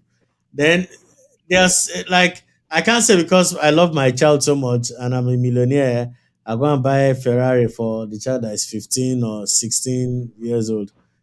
I wouldn't do that. Parents shouldn't do that. But these days the lines are blurry. Most parents nowadays think it's love. It's not love. um, there's a reason why people from that time taught us how to, and there's a reason why they taught children how to work hard, even though you had an inheritance. There's a reason why parents kind of groomed you to be able to build your own empire. So that I'll give you a classic example. I remember those days when I was young. If your father was an Igbo millionaire and he had a factory or anything, and you finish secondary school and you feel as though that, okay, you want to there's a plan for you to continue with that legacy. Guess what, you're going to start from cleaner or a messenger in that industry your father owns. You're going to start from the bottom, and the reason being that, as you climb up, you understand the lower cadre, mid management, then executive level, then probably one day you become the boss of the office. So if you go by that thinking, you now understand why it is that, okay, yeah, we love our kids. It's not everything they say they want. They like me, like you heard my story. There was things I thought were deprivations, but at the end of the day, I grew up and found out that it was a necessary thing for me at that time. I was living in that time. As a kid, I had to experience it at that time. I don't know what I would have become if my parents threw the door open for me and like, hey, yeah, do this, do that, put your leg here, jump over that. I don't know if I'm communicating, or maybe Yeah, I'm coming yeah, off the yeah. wrong way. Yeah. So also one more last thing. When raising kids, I didn't believe this before, but before I got married, I now understood that a certain I've said it before in another episode, a certain level of fear is required to raise kids, even if the fear is a fear of threat. Like, okay, if you go a certain way, these are the consequences of what will befall you. And trust children, they will always want to cross try you. It is always important that you execute that punishment. That being that child from that period understands that life has consequences for bad decisions. So if you have to make decisions, you have to you start teaching the child critical thinking at that age. Like, okay, I need to move left. I need to understand why I'm moving left. I need to move right. I must understand why I'm moving right. So in that way, the child understands the concept of consequence. I have two options. I have A and B, red and blue. If I take the blue one, it will lead to so and so consequence. If I take the blue one, so if I take the red one, and so forth. So um, I think we need to do better as parents. I'm not perfect. I also make mistakes. I think we need You're to do. so right about what you're saying, Ron, because I thank God for Mrs. Ido and Mr. Ido, but mainly Mrs. Ido. And we get our own, but honestly, that woman, I always say she's a wonderful person, wonderful person. And she taught me this, and apparently it's her mother that taught her that. When people Mhm. came to the house, you know how when visitors come to the house, they will give you money now, and your mom will say, "I give me, let me keep it for you." And you'll be like, "No, I don't want to give you my money. I want to use it and eat sweets." Oh, if you like, give my mother. If you like, don't give her. You see, Christmas time, when they've bought what they want to give to you, when they've bought what they want to give to you at Christmas, if you have been putting your money inside the colo, you know that colo inside the money box, the one that's made of Uh, wood. When you now break it, whatever you have kept inside is what you will use to buy something special for Christmas. So if you like, chop the money. If you like, you save it. But when we realize that, when your siblings are bringing out 100 naira, and you are still counting your kobo because you are busy chopping sweets, you can't complain. You cannot true, complain because it's the true. consequence of. So Yeah, yeah, when it's a that one consequence. when that one happens the first year, the next year nobody will teach you. It is you that will go and buy the biggest colo and be dropping every coin before your mother even ask you, say you are putting. So in fact, maybe sometimes my mom will want to borrow money and she be like, "Hey, she be Mrs. Kiriko give you money this money. Money that's enter colo. It has enter colo have chop it, and we cannot break the colo." So that's way. In fact, before she will even ask me, where's the money? I've dropped inside the colo so that by Christmas time, hey, I'm balling big time in Christmas time. So it was one of the things I learned about money, and that saved me when I came to this country, because from working to suddenly falling ill, getting out of work, not having any income coming in, and thankfully I had saved over 7,000 in the period of time that I was working. And that money was what I used in living for another 3 years before I was now able to transition into a different position. But if I did not learn that saving ethic from my mother, and it's not as if she said, "Give me the money, let me go and save," whatever. It's just, "Oh yeah, here's colo for everybody. Save your money. If you like, save it. If you like, don't save it." Of course, there's some money that she will collect and chop it to, and you will vex. But most of it was always to be going into that money box. And then Christmas time, you see the amount in your hand. Of course, it wasn't perfect. And later on, my very first bank account was opened by my mother, and she still runs the bank account for me in Nigeria till date. But she was one to open the first bank account for me. And it was from the money from the colo that we went to go and open the bank account. So there are many things that parents can pass on. It's not everything that our parents were evil or they were bad or this or that. There are many things that our parents did Mhm. that were really, really good, and we should continue in that vein. So, Mr. H, you've been hearing us. Oh, Yeah, yeah. Where's your friend now? Well, you should open it so we can add him on the panel. yeah. I think he's busy. Yeah. Good evening, everybody. We're talking about Good evening, my darling. yeah, we're talking about adulthood is a scam. Well, some of us actually thought that as adulthood will be easy. Hmm. Yeah, and but unfortunately not. It's not easy. But even as said again, I really think it's linked to the modern days time because like I was just thinking during those times that were being brought up, that probably when we were in our parents' house, things were a bit easier then for them. I don't know. And why I think this is because then they were family orientated, whereby there's a lot of love, and you could probably go to your uncle's place, or you can go to your niece's place to get things done. But nowadays, we just see that we are left to fend for ourselves, and we have kids as well, with the involving times and age, with technology and everything. We see that it's a bit more harder, and I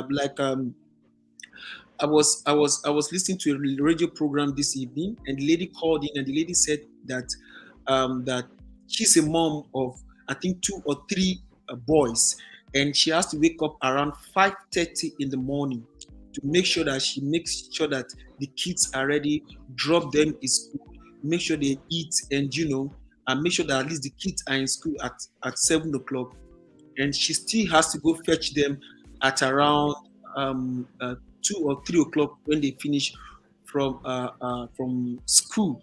So when or like I'll go back, people say in the olden age, it was a bit easier for them because now the family is, yeah, there's more familyhood because you see that they say family is the first unit of life. Then it's more family orientated, as like now that some of us that's in the diaspora where it's far apart. So, but what I will say is that we still need to stand up and work hard because there's nothing that easily come in life. But what I would say is that I still believe that then during our parenthood, when we were young and we were staying in our mother's house, it's more like easier for them because you have the extended cousins, you have the niece, they come to the house, you can go to your uncle's place to go and eat, and it's reduced a lot of burden from even your immediate parents as well. When it's Christmas time, you can go to your uncle's place with your other siblings.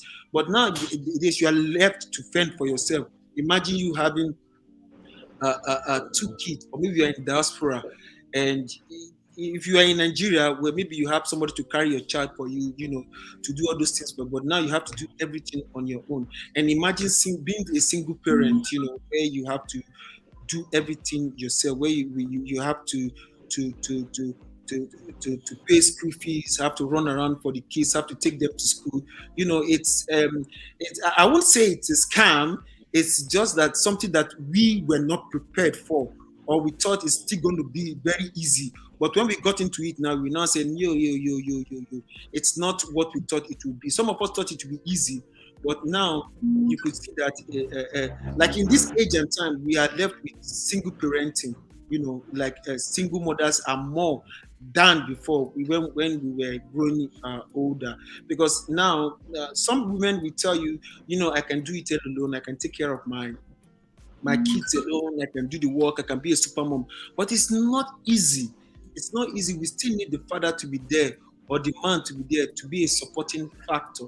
Just like this evening, I was speaking to a friend of mine that the girlfriend left with the 2 kids in the Christmas time. Christmas Day, he came back home and they found nothing in his house. The lady packed everything and zoomed off. And I asked the lady what really happened, and the lady said, "No, this guy has been doing this, and I've been planning this thing for 1 year." And I told the lady, I said to her, I said, "Now you are taking these 2 kids now. How are you going to fed for them, take them to school?" And she said, "No, I am strong. I can do everything on my own." I said, "Okay, but you can't do anything on your own." She was clearly tried. I think she has some little money she had with her, and she was able to pack all the properties, and she wouldn't let us know where she. But I kept on telling her that you can't do this on your own. She thought because she's been with the guy for years, so she thought adulthood is a joke. So we let her go. About a month ago, she just texted me that I want to talk to my friend. She couldn't pay her bills anymore and things like that. And I said to her, "I told you couldn't do it on your own." And so I had to beg my friend, "Look, my friend, look, you need to take care of your child because this woman thought she could do it. She's a superwoman, but now you can see she's failing." So my friend is an understanding person, and he went back and he was able to support them. And today he was telling me that that he's not going to be able to support the lady anymore, but he can support the kids. So sometimes adulthood is not a scam. It's just something that some of us are not just ready for. We just thought it's going to be easy, but when we got into the shoes and we don't have that supporting factor like our parents did that time, because the family was, the family were there. If you know what I mean, then they were there. You have your extended cousin, you have people around you. If you have a baby, you have somebody to carry it, you have people to advise you. But nowadays, you see that you are on your own. You are on your own. You do everything on your own. If your parents are not there, they're not there. If there's nobody to help you, you need to help yourself. So it was not something that most of us are ready for. And I think adulthood is something of the mind. You could be 40 or you could be 50, or you are not mature to be an adult to handle some things, and you could be 30 and you can handle some things. Like as Ron was saying it, sometimes it's not the age, sometimes it's the maturity in your mind that when the situation presents itself, how are you able to handle it? There's something that 40-year-old will handle wrongly that a 30-year-old will handle rightly. Sometimes it's the school of hard knocks, where you are coming from, how built you are, how grounded you are, that you can be able to survive adulthood, or else you will slack behind, and you just see that everything is falling apart because you weren't ready for it, because your mindset is not ready for adulthood. Or maybe you think you can do it all year, only to find out that you cannot even do it all year. Because imagine you have 2 or 3 boys in the house running up and down, and you think you can do it all alone, and at the end of the day they break your TV, they break your glasses, and so sometimes it's something that we are not ready for. But me, I think it's something of the mind. If you are ready for it and it's okay, this is it, you'll be able to pull through. But if you're not ready for it, you will see that you just break down at the end of the day. And that's why you find people going into depression, because they think adulthood is something they can handle. But when they get there, they find out that no, man, it's too tough, and they don't have any support system, and that's why I advise families to check on their siblings. You need to check on your mother, your father, your uncle, your niece, and ask them how they are, and see if you can support them, even if it's a word of encouragement. And I just really think that's the only thing that can help us. All of us need help. It's not easy, but some of us aren't just ready for it. And I think it's a thing of the mind, and you need to be ready for it. Just like if you are going to a battle, you must be ready that you are going to a battle, and you must be ready for it. Whatever you see, you take your life. Mr. Yeah, Some that's how of I these feel. things, Mr. H, some Mm. of these things are really not like, okay, like how you're talking about, people getting into relationships and everything. Me, I don't know about you, but when me I was younger, at least, okay, when I was in university, because that was when I actually got in touch with my own sexuality, got in touch with my own person, had sex on my own volition. You know my story. I didn't have sex on my own volition for a long time, but Mm. I finally, as a young adult, was able to have sex on my own terms and everything. And I know that many of us, and I'm thinking from uni, I'm not even going to go below that. From uni, many of us were like, I can't wait, because a lot of us were living in hostels or coming from home or living in accommodation, like in housing accommodation or something like that. And a few of us, like me, I know some of my friends and some of people that I knew who moved in with boyfriends. So they will be collecting rent from their parents, but they were actually living with their boyfriend, but they kept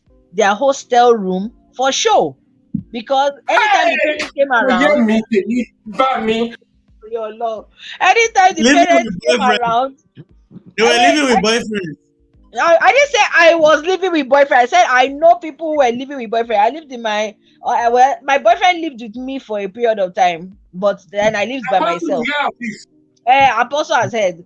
Any So, but I know people who, for the entire 4 years, 5 years they were in uni, they left they will collect rent from their parents and leave the room for show or be renting it out. But the agreement is once their father or their mother shows up, piam, and they move in there and they're like, mommy, you're like, you're keeping your room very neat. Because the child is not in the room, it's in another guy's place. You understand? And the whole idea was, I can't wait to be grown so I can be having this sex as much as I want, when I want. Love. Not remembering that with sex comes what? Responsibilities.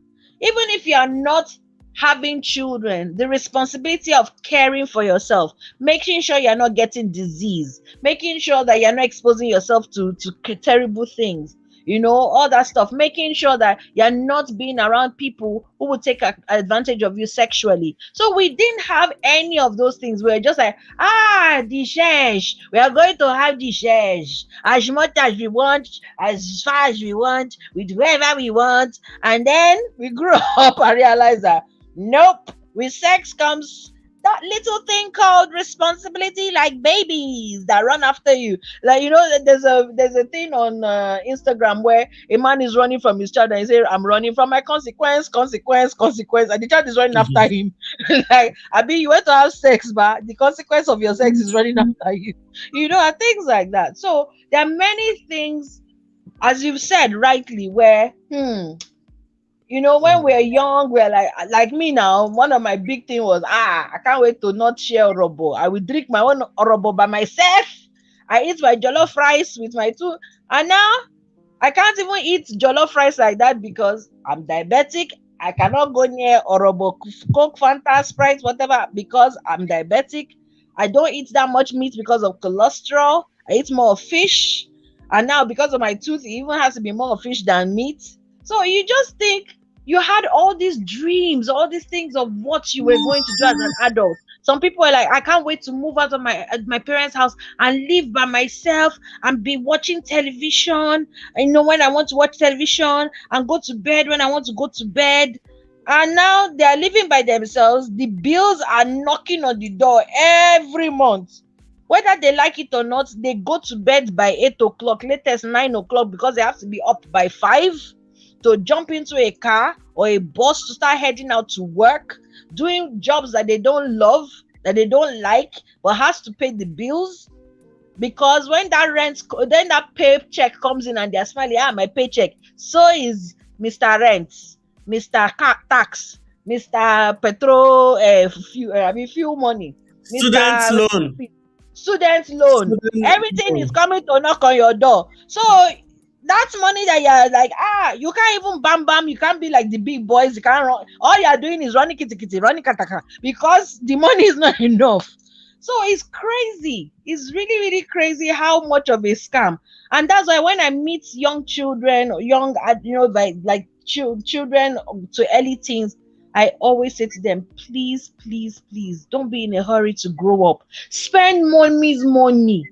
If she's taking you to buy anything you want to eat, enjoy yourself, enjoy every moment. And you see them, they be looking at me like, what's this one talking? I beg, I want to be like you. Hey, yeah. And some of them are like, you know what, you're right. And I remember one of, I think, whose kid was it?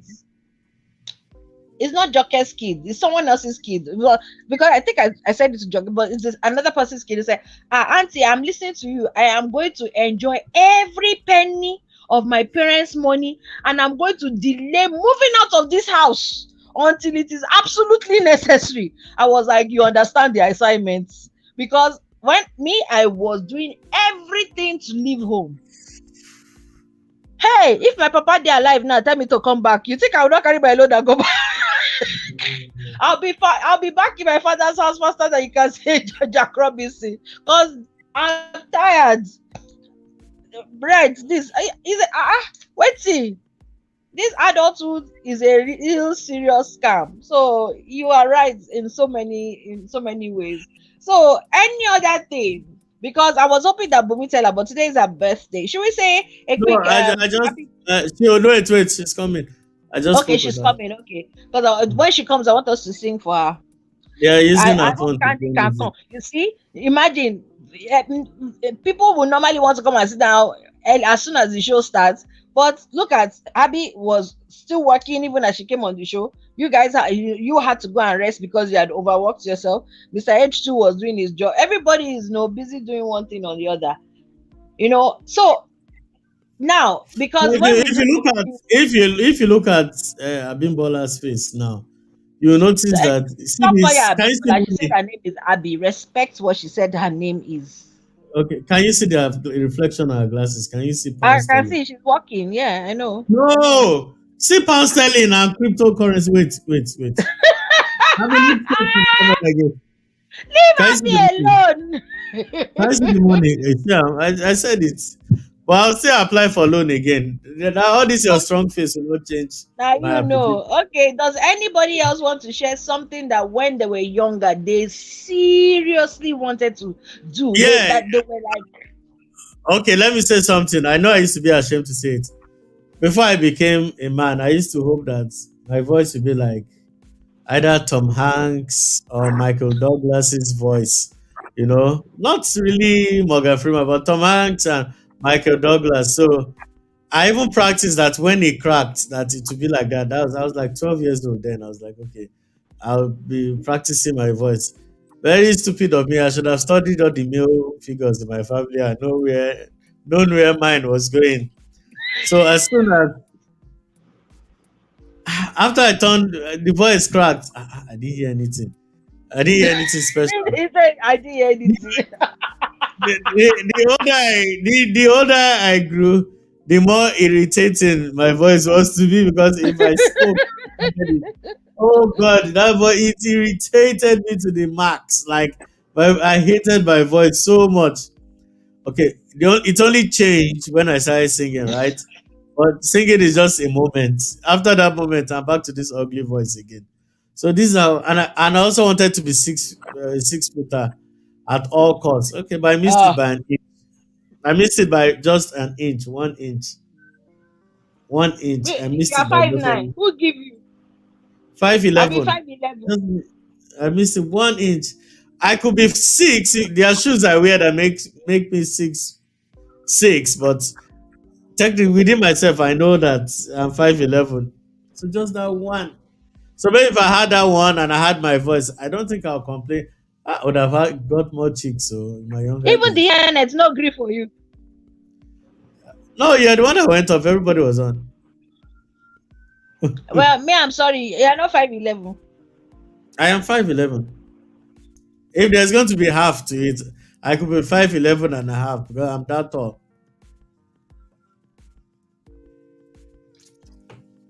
What's wrong with Abby's camera? I think it's frozen. It's frozen. Okay, let's happy fast talk, Jerry. Yeah, I'm just watching people. Yeah. I'm seeing the currency fly through your glasses. It's showing. You can see Mr. everything. H, Look how at your tall are glasses. you? Hey, 6.1, 6 plus. Iroko. I'm very tall. Anyway, let me not talk without this very thought that you people are saying. I'm very tall. Yeah, I'm over 6. I'm very tall. So, You're not too I thought tall. you were 6'2". I mean, me, I know I'm a short person. Me, yeah, I'm 5'1". I yeah, thought you were, The way they are I thought saying you is were too tall. That's not too tall. You are 6'1". That's just okay. I think it should no, be I thought actually maybe I'm wrong now, but I think I'm 6'3". It's right, 6'3", 6'4". Ah, okay, 6'4". because Because it looks his brother should be 6. So if I think My his ex brother is 6, boyfriend was 6. My ex boyfriend was 6'4". And friend me, of I'm mine. 5'1". A how do you friend of guys see eye mine. to eye? A It friend was of not mine. funny. A friend of It was not mine. funny. It was like Kukuru Sambele and a giant. Every time I was speaking to him, I always had to look up. So how are you guys seeing eye to The eye? only way he could look into my eyes was if he knelt down.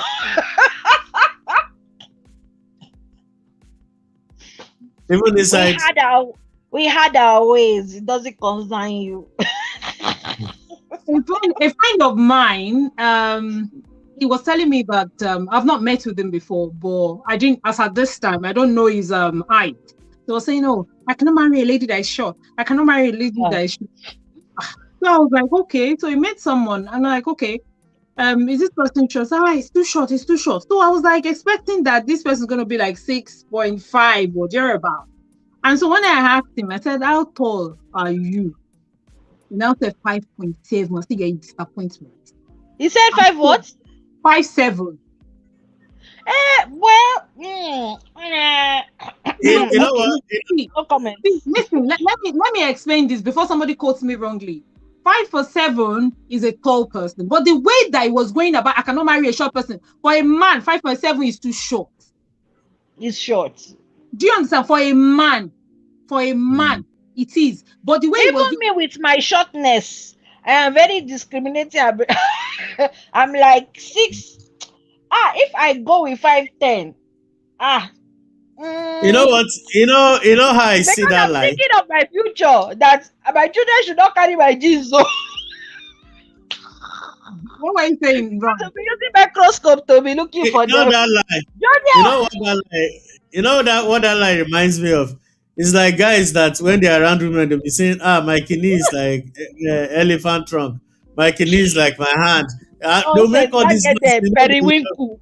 They'll, they'll make all this noise. Then later on, and this usually happened in school, oh. And later, after making all the noise, if nobody send you, oh, you just see hordes of girls gathering. You say, ah, they will come and start using a pinky finger Oh, to do like this. They're like, oh my God. And it Nobody was a asked you. periwinkle we saw there. Nobody asked you. Nobody asked you. You put yourself out there. You didn't have to say that, you know. And I'm like, people will never learn. One thing that I know that is not completely true, but is a general belief is that if you are tall and thin, then your kidney will be like okay. If you are short and fat, the most likely will have to tie rope to it to drag it out. it's not completely true. It's not completely true. As I said, it's So not completely true I, because I've seen a short man who's on there.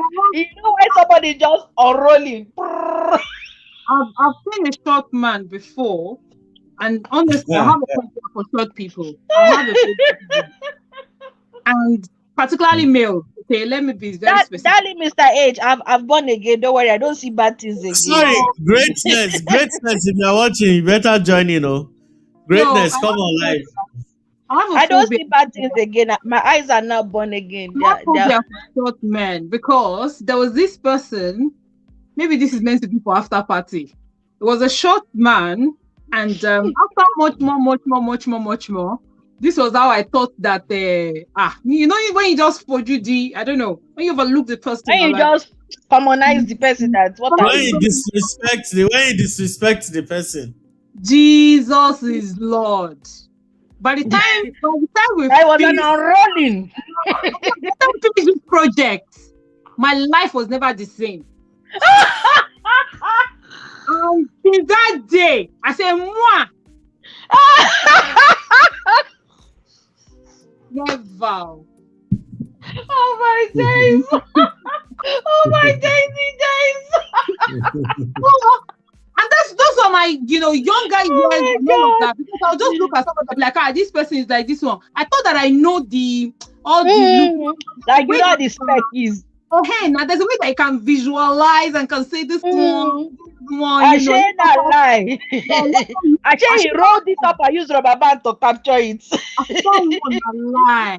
This is me now. You know when you're now I'm a 14, 16, right? I'm talking of those times I was like 8, 10, 10, 12, that kind of a thing. Like funny, like I calculate my move. I don't walk anyhow. Like one leg like this, like that. And then this guy was like, I was like, what's wrong with this guy?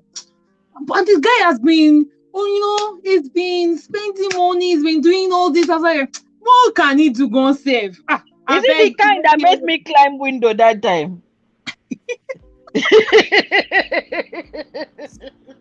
Because that one was epic. At the end of the day, one of the I things did that not want my life to change. nothing that I learned when I was younger, and I'm still continuing it when I am older, is never overlook anybody. Underestimate anybody.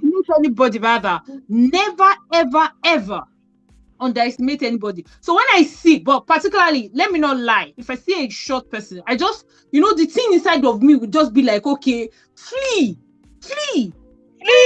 This appearance of evil. Wait, sorry, what?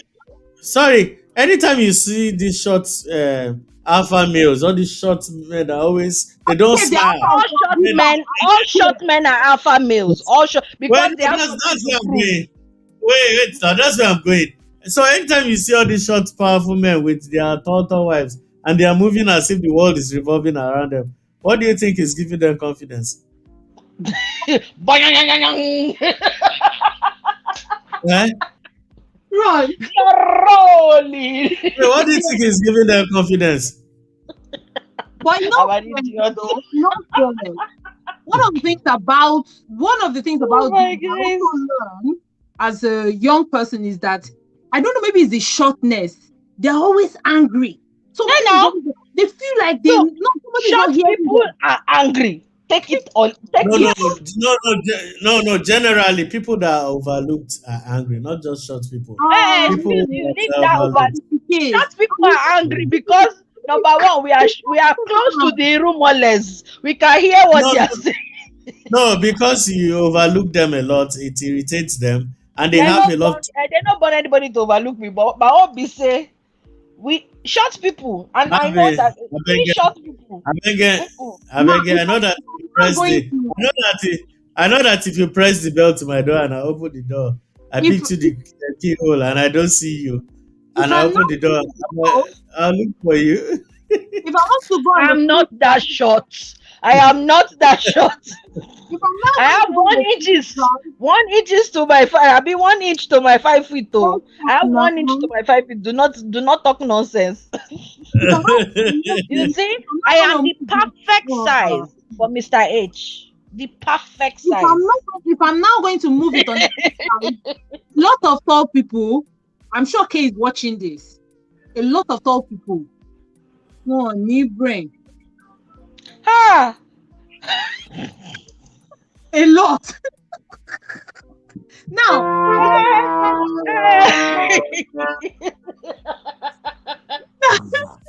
now I think it's the Dearly and Mongalo it's people, please, my heart is not inside this one. I think maybe we have talked about short people. We have to be fair on this show. And if you don't want me to talk, I'll keep quiet. Let me go to begin. You didn't even use like other tongue to talk it. You just talk the they don't have brain. No, I see. You know, I didn't say every. I said You said a lot. A and lot. the short people too. Because if we are talking, if you don't put a cap there, somebody's going to be looking at it and they will not be like, okay. And I think I have some fan base, even though they don't tell me most of the time. Yeah. But it's okay. Why I is can it take that it's it. me that I don't have fan base? I mean, I don't have one single fan like this. Chai. I said I have fan, And believe the me. whole point is that we have to know. I think some people, when they are tall, and I'm talking about what I learned growing up.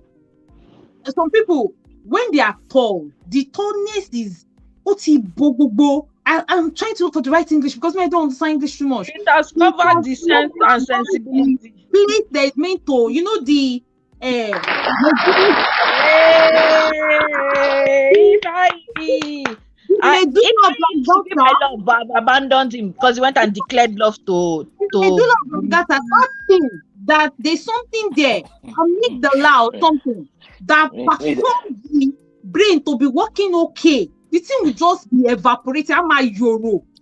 Because of the coldness. I don't know. So this that is you what it will be melting. Oh. If I how tall are you first? Let me ask you before we know where we want Don't to direct worry. this story. Don't How tall are worry. you?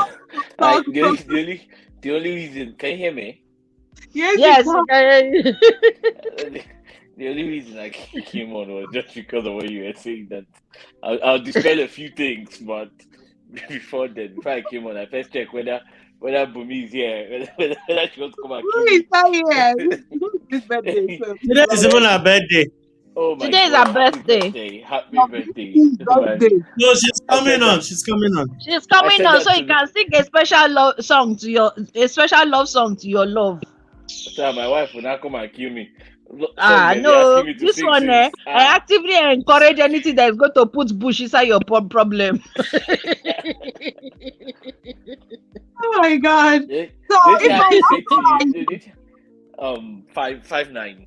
The thing I have to say to you is, the 5'9". thing I have to, fi- Yeah, he's to be taller than me. honestly, He's not that tall, the sha. thing the thing I have to say to you is, it's a very big misconception, and that I'll say that in both sides.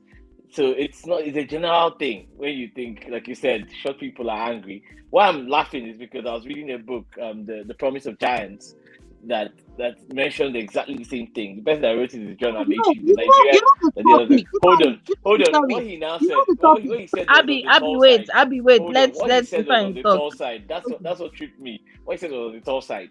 He was like that. He all his life, this guy plays in the NBA. All his life, he has had people approach him and speak slowly, with the idea that he's tall and he's an Oluku. He does not know anything. So they speak to him like, you know what I'm saying, right? So you have the assumption. Now he says, imagine entering a room and realizing that you have a PhD psychology.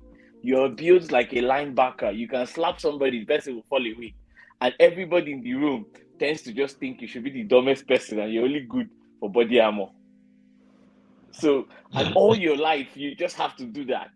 So, and I know a lot of tall people that are like that. If they show you their record scores, they show you how brilliant they are.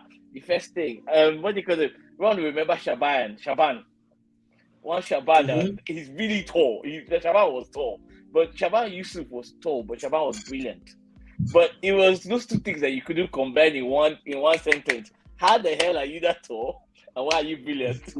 So for some reason, it's a whole But I've misconception. never It doesn't actually mean thought that tall people it were doesn't. not intelligent. Never. No, a lot of people. Some people do. Some people do. In the same vein, there's always the thing. I always hear my friend. We always think short people are angry. We always. I'm short and I'm Now, angry. the funny part is, it doesn't help them when a short person is angry because all the gestures just look like you're having I passed my neighbor vibrating. That's how it looks like. So because of that, there's a generation that we have come to that usually happens. Now, is that the case? I have no stats to prove it's not the case. But I would like to say that I just enjoy having that generalization because it makes for good jokes. That's the honest truth. It makes for good jokes. But I'm telling you, the kind of things that But people say about short people is enough to make them angry. So immediately you said it, and I realized that that's what happens. You're most likely going to think that somebody that is that tall is just tall for nothing. That's the expression. He's just tall for nothing. Please, let me say this. If I please, let me Please, excuse me, because I think that you people are indirectly yabbing my love. Mr. H, don't listen to them, Jare. They are tall and very intelligent. Wait now, what is about Is it Ibrahim that said that? It's me that said it. And it's only my word that matters. You know what happens with tall people is I think there's an automatic assumption that they have to be clever. So we kind of give them like a raise that, oh, this guy is tall. And automatically, because of his tallness, we assume that they have brain. But seriously, most don't. And I'm sorry. If you are part of the people that have brain, but the people that don't have, upgrade yourself so that your brain can be working. Now, Mr. H has. Yes, now, the thing about this thing is that I want to know. I am 5'7" and 5'7.5", making like I'm almost 5'8". Now, let me tell you this joke. I really want to know the advantages of being tall because they charge me extra for being tall. They charge me. You can reach things that I can't. Aside from somebody looking at me and saying that I'm tall, and they'll just look, or it's not like they pay just because I'm tall. They just pay me, say, you're so tall, yeah, take. Oh yeah, you're so tall, yeah, take. Aside from saying Stand that. up, let me see. Stand up, let me see your height. Stand up. Let me No, see. she is tall because I've stood beside her before. She is tall. Wait, I'm coming. Abby, anybody is tall to you. You understand? Anybody is tall to you. Let's get that one. Mr. Ed, are you going to sit there and watch him abuse me? This is not fair. Please don't abuse him. This is emotional. Did you hear? He just abused me now. Don't abuse him, I beg you. I just wanted to see. Everybody is tall to me. But seriously, honestly, when I see short people, they go to the store, they buy things that even they is lesser because they're short, and the things are more, they're not that costly. They go to places, they wear clothes. Some of them are very fitted, and I'm not trying to patronize. I'm just saying. So I want to know what is the price that people pay me for being tall? Me, I don't know how they pay you, but me, I just know that when you are around, you are valuable to me because you can reach things I can't. Nemo. I can be like, I But want, you and understand you see, what I mean? Like, and I you was know, saying you know the beautiful thing about being short. The beautiful thing about being short is all the things that you normally will not reach for when you're on your own. When there's a tall person and you're like, excuse me, I want that, please. Yes, that's one. That's one. That's one. That's one that is beyond my reach. Yes, that's the one I want. but you can use a Uh, footstool uh, or something of that nature. I So don't that's agree. I might fall off, but yes, that's one. No, not that first one. So, Move it. Yes, that one. I want so to. Happy and Bumi are the tallest on the panel, right? I, Happy yeah, and Bumi. I guess. Which I Abby don't and Bumi? know. Oh, Abby. Okay. Happy, What not you, are you talking? what do you call it? Happy Ah, and Bumi. The wait. I offended you before. Now wait it down. No, Take it easy, stop, oh. Take stop it easy. conflicting. a so. friend of mine used By to the always. way, by the way, I'll share this expression. I'll share this aside from my expression last that Wait, child, wait, wait, wait, wait, wait, wait. Who's talking? I just said, uh, aside from my last child, I'm the shortest in my house. My kids are taller than me. So Me, just I'm the to shortest in uh, my house. Everybody's see, taller than me, even my mother. a friend of mine used to share an expression. God rest his soul, but amazing guy, Chika. Chika was always very short. Chika was your quintessential short person. But each time you see Chika was always with a lady that is taller than him. One day in passing, I was just passing, and I said, Chika, this one you dey always carry woman way tall pass you. Chika said, leave that thing. When you lie all of us horizontally, we're the same size. Avina. It's a you, true you know something, this, you know. you know this thing. I had this It's a true Air Force something. officer. I had this Air Force officer as a friend. Guess what? Then they were saying in the mess, the officers' mess. God, every other day, different shape, different size. This guy made me dream and wish to be short because there's a swagger with a shortness. There's a way he walk. There's a way he wore this. He would just wear that t-shirt, tucking the t-shirt in his jeans, and walk by the left. Is it the right hand side? Left hand side of the woman, and the woman will just be following. He will be in front, and he will be giving instructions. And I'm like, man, this guy is a legend. And I started feeling that this must have been how Napoleon felt when he was leading all these legions. That's why they call it short man syndrome. Yeah, I like It's a I'm not serious talking about something. one girl. He was not known for one woman, like He had multiple. something to prove. That's the thing. You see, Oh, every short person, we have something to prove. I still did this in the store. When did I go out? I went out today, but I went out with my carer. So today is Wednesday. Today is Tuesday. I didn't go out yesterday, so it must have. I went out on Saturday. I went out by myself on Saturday, and I walked into the store, and I wanted something, and it was higher. And I patiently hung around the place, looking around for other things. And then as soon as I saw a tall person, I was like, "Excuse me, can you help me get that?" And the poor innocent person who should have ignored me when I said, was like, "Oh, this one." I said, "No, that one." So, "Oh, this one." "No, that one." The person out turned that looked at me like, "Now your fault. Not be your fault. Now me. Now me fuck up. Now me stop." I said, "Can you tell me precisely which one you want?" And I said, "That one, the one that has that lead." We're like, "Oh, okay. Thank you." You see, the alacrity when the guy take off. So the thing is that we short people, we have something to prove. We like to show that we can command you tall people anyhow we want. That's number one. That's because But when a but short but person asks what I wanted to ask was simple. Was this too? In all the expressions you've mentioned or the attributes you've assigned to either tall or short people, you realize that you've spoken about short men, tall men, and short men. It never really comes around to the ladies. I don't think it works that way, does it? I was just about going to the ladies. Have you oh, ever yes, seen? that question. Like short you know how women. the way how we talk about short men are just angry. Tall men I they seem know to you not have could. sense. If The fine, question short is, people are angry in general. It doesn't matter whether it's No. man or woman. Have you ever come across a short wife of a big man? Let's tie Have you this thing ever? to the topic. because I was talking about my own personal. I don't do it with short women. I don't do women. It's men. I was talking. I said I was looking at the person, and the face was like, this guy doesn't know anything. I was like, this person. But by the time I went and came back, my life did not remain the same.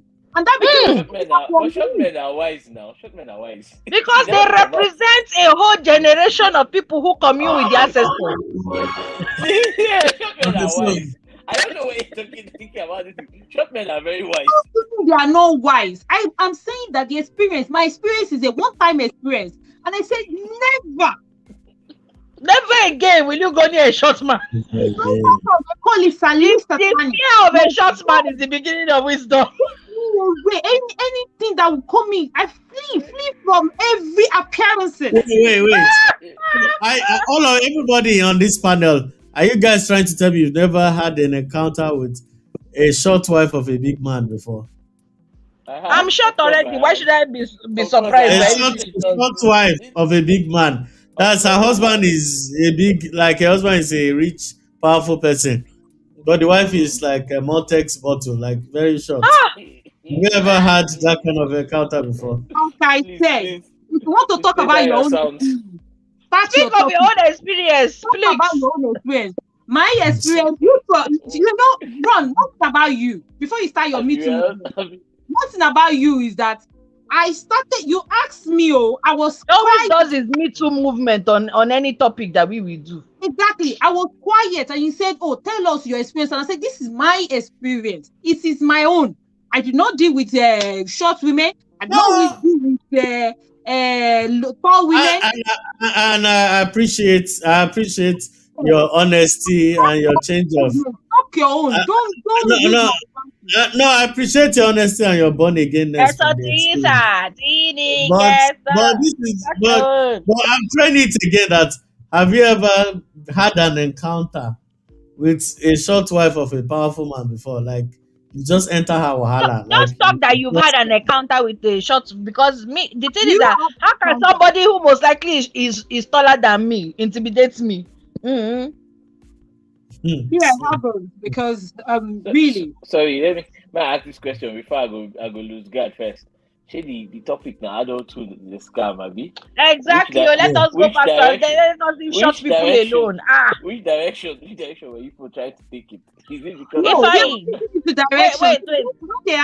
wait, any direction you want to take it to? Because for some people, in fact, I wanted to mention that how many of us will be like, when I grow up, I will have one packet of biscuits myself in the weekend, and I will sit there in front of the television, and nothing's going to move me in front of it. This one, they said that they'll be asking me to go and wash plates, go and wash this, go and wash that. And then you grow up, and next year, every weekend, you're cleaning your house, doing this. That television, they scam. I always say that when I grow up, I'm going to be stinkingly rich. Okay, I'll be like Miami kind of rich, all this, richness. And when I go to the UK, I've come to the conclusion that I have to admit that what if I am never rich? Wait. When I was young, I was believing that I was going to be Michael Jackson's wife. And I lived that life in the sense that whilst growing up, you can't talk to me anyhow, because I'm telling you, I'm going to be like, I'm going to be very rich. So I'm not going to take nonsense from anyone. I'm a rich person, guys, and I'm not even joking. Wait. Is this a ploy to derail me from the loan application, or what are you trying to say? That you're not rich? I don't understand I knew this was coming. Wait. Don't mind that. She thinks she's wiser than everybody. She thinks she's wiser than everybody. People in the comment section, we are not hearing anything from you. Is it that they're disconnected? Because this is very unusual for the comment section to be so quiet. Where is greatness? I thought greatness to come in. Bumisa should give her 5 minutes. Ifeanyi said that they are adults, so they don't have time to come and talk about how he's a scam. He's already scamming them.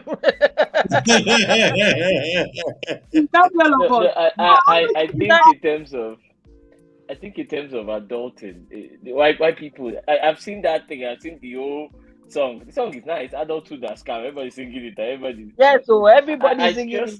Think I just think what happens with adulthood is at some point you realize that your dreams and your expectations don't match. And sometimes you really don't have a way to make them match. And at some point, let me put it this way about, if you have to use that word, your realities and what you expect to happen don't tally. The problem with that is at some point you lose sight of what is actually rich in your life and Mm. what rich should be and what you should be thankful and grateful for and what you can actually do after a while. And then it now gets worse because as you grow older, you now start to see the retirement age towards you. Start to see the retirement age. Then you now do that calculator that Habib just said. You calculate it and realize that you cannot be stinkingly rich because At this all. age Oh. is coming fast and the rest of them. But however, I think it's just that managing that expectation and the reality you find yourself is, but understanding the journey makes it, a lot of people that have understood it realize that it's not really a scam. But it changes. What now happens is it changes what kind of vision you want to be. I was telling somebody the other day that it is amazing that what I want to do is to have a deck with a garden behind my house, and I open a book and sit down and be reading and not do anything else again. Years before, I would have told you, no, I want to be living the life, I want to be doing this and that. But yes, when life don't deal with you, don't give you blows, you don't go high, come down low, go left. You now want to maintain the graph just level, just make the graph the way they go. Mm-hmm. So I think it being a scam is people as a result of you had this much expectations, this much things lined up, and you now realize how hard it is. It's the same thing that happens to people that open their own companies. It's very nice to Mm-hmm. see CEO on the card. It's very nice to see owner. You remember there was that time when there was a wave of everybody in Nigeria wanted to answer CEO. Everyone wanted Oh to be an yeah. entrepreneur. You felt it was going to be Even something you blessing do. CEO. Yes, Even blessing CEOs. everybody wanted CEO. Everybody wanted, but then after a while, you know, ask people, do you know what it takes to actually keep a company alive for 5 years? Sometimes you go without. Sometimes you Of literally go course. without. You literally at that point in time, I tell you, adulthood na scam. You agree with me because sometimes that's what it is. So I just think it's about managing that with the expectation, and then the thing you're experiencing, it just doesn't add up. Again, also, it might just be also managing what we think. Lately, more and more and more, even when we're younger, it was happening, but more and more, you're seeing it. You're now seeing that if we show you the life, the other side of the life of the stinkingly rich, half the time you say you don't want to be there. Because when you now introduce the real truth, somebody said if we remove the veil and we see the drugs, the money, the betrayal, the everything else, and somebody asks you, do you want that or do you want Depression. a quiet life? It Mm-hmm. changes everything too. It changes everything too. Ron, it was your program yesterday night when they were arguing about how, when you talk about how you are rich and independent on any level, whether male or female, but I talk about rich, independent, and you have it all. And imagine you're reaching, let me use this word, you're reaching your 50s and 60s, you're still rich, independent, you have it all. And you come home every night to a quiet house. What happens? What Exactly. happens? It's why, because the human soul wasn't designed for loneliness. It's designed to be Solitude. communal. Loneliness. It's designed to be communal. So you can have all those things. Have a 50-inch screen TV, everything, 100 inch, whatever it is. But at some point, all you just need to know, all you now start longing for, is that person that you quarrel with. Just you Mm. really want to just quarrel. Let me just quarrel some more. So we know we're having quarrel. We have something that we're having to, and I told that's you where now the about an old neighbor of mine now. And She you said that and you're feeling my former something, you neighbor, know? Mhm. she told me clearly, that was before my wife, an old lady, she told me that all all she wants is just somebody that she doesn't want to sleep with the person. She doesn't want to that she just wants to wake up and be able to tell the person, "Okay, are you there?" Then say yes, and she'll have Mhm. to cook for him and clean. He said that's the stage she's on now. That she's not looking for somebody to do action with, and this is 65-year-old lady. So she's not looking for somebody to do action. She just wants companionship. She wants to know that another soul is within that house with her, that she hates being alone. I was just back from a trip a few weeks ago, and on that trip I can remember the couple that sat by me left and right. The man was old. The man was old. The woman was even quite old, very old. But the woman was reading a novel. He didn't say anything throughout the trip. He will turn and tell me, "Am I comfortable?" He will just continue. Just very elderly old man. Towards the end of the trip, about 2 hours to the plane landing, this woman had finished the book. The man now asked her, "What did you read in the book?" She proceeded to tell him the story. I got captured in the audience of the story because this woman was describing the book. But in that moment, I realized why these people have been together. I actually asked them how long. They've been married for over 50 years. But the man was ready for the gist to be downloaded. The woman was ready to finish downloading the gist and continue. But you could feel that these two people had something. They could be quarreling, they could be anything. But as you grow older, you could feel that whatever they had was just beautiful. Life wasn't designed to be alone. That's the truth. And after the times, the reason why adulthood becomes a scam is you start to experience these things on your own. But the way it was designed, if you had a family, companion, friend, community around you, you realize that these stories, whenever bad, however bad they are, is easier. That's why they say problem shared is problem solved. That's why that statement came around. You're able to share with that close group and continue. Remember, I dodged away from just saying marriage because that's not everybody is designed for marriage. Trust me. No, But no. it is encourageable that everybody Sorry, finds wait, what I wait, call Abby, who a told you to tribe. be saying no? Wait, sorry, was it not a rhetorical question? Who asked you to say no? Must you Excuse say me. no? Express our It's she my expressed mouth our now. Which one opinion. is your own? She expressed our No, it was opinion. a rhetorical question. Your, Did your you own have is to But I say no? your decided own to is looking answer the rhetorical question. What's your own your is own now? looking What's for your your own? Oh, What's God. your is looking own? for your this thing. The, from that, but like Continue, I was saying, please. If I it's just the fact that I will encourage everybody find your tribe.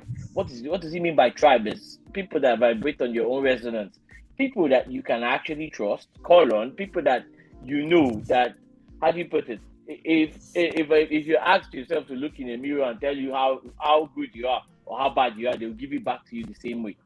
Why? Because as you go on, you now realize that it is not about the dreams and the number and the ones you achieved. It's about who were you walking this entire journey through.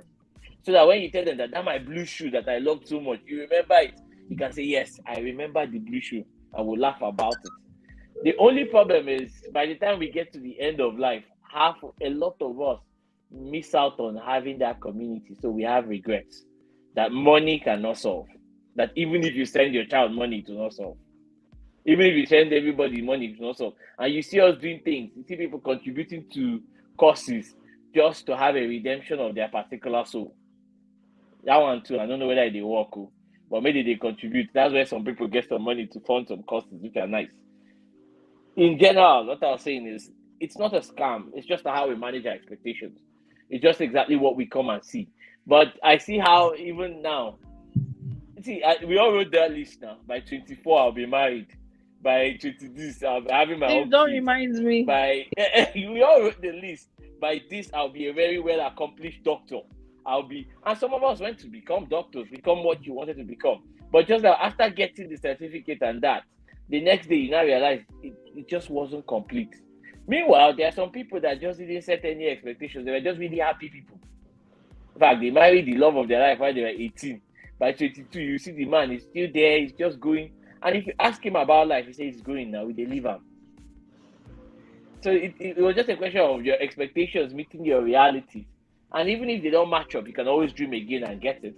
But it's realizing that the process is really the adulthood. It's not a place you'll get to. It's not the I'm a rich man's wife. Because Mhm, mhm. it's just that process. And how many people did you carry along that process? If The I, people you are that enjoy Sorry, so life, correct. You the are sorry, people so that sorry. enjoy Before correct. you, life. Abby, before you jump in, I don't want to lose this line of thought because yeah, you were saying something about CEOs managing companies and all these very very important things about adult life. And fortunately for us, we have a CEO in our midst that's Happy Fash. I would like her to come and tell us the trials, before because it's important that she contributes as a CEO.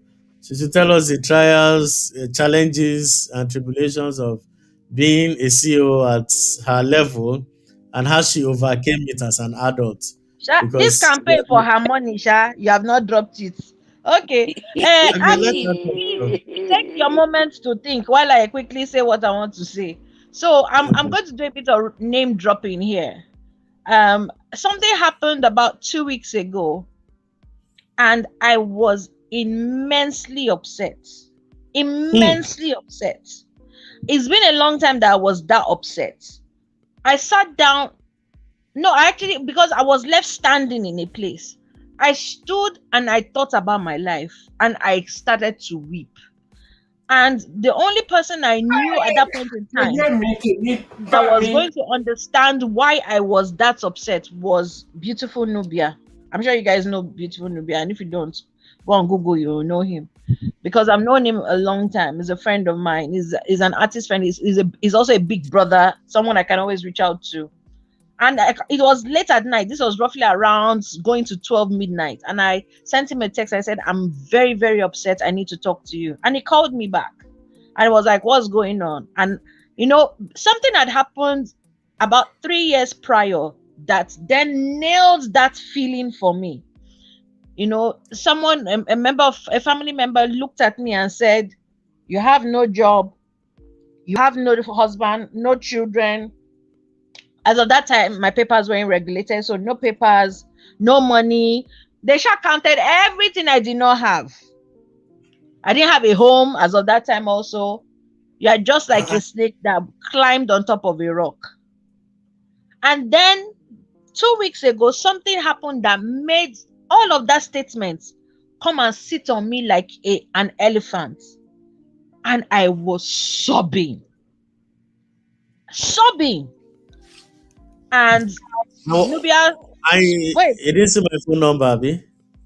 no, is it because number one, it was late at night. Number two, what I wanted to talk about, as of that time, it was only Nubia that would have understood. You would have approached it from a completely different way. And I needed him to approach it from the way that I knew he could approach it.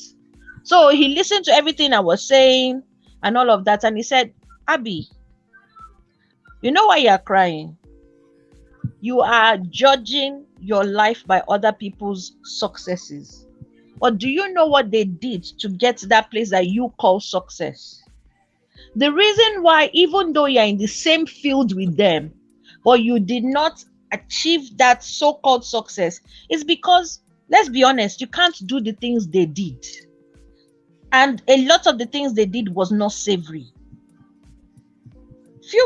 Me and you, we've been a long time. Few people have brought things your way that you yourself knew that I know I want to do this, but not like this.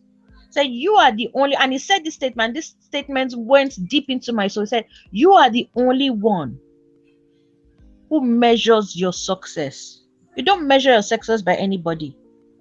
You measure your own success, and yes, we all keep getting better and better, but don't let another person's success be your yardstick. You measure your own success.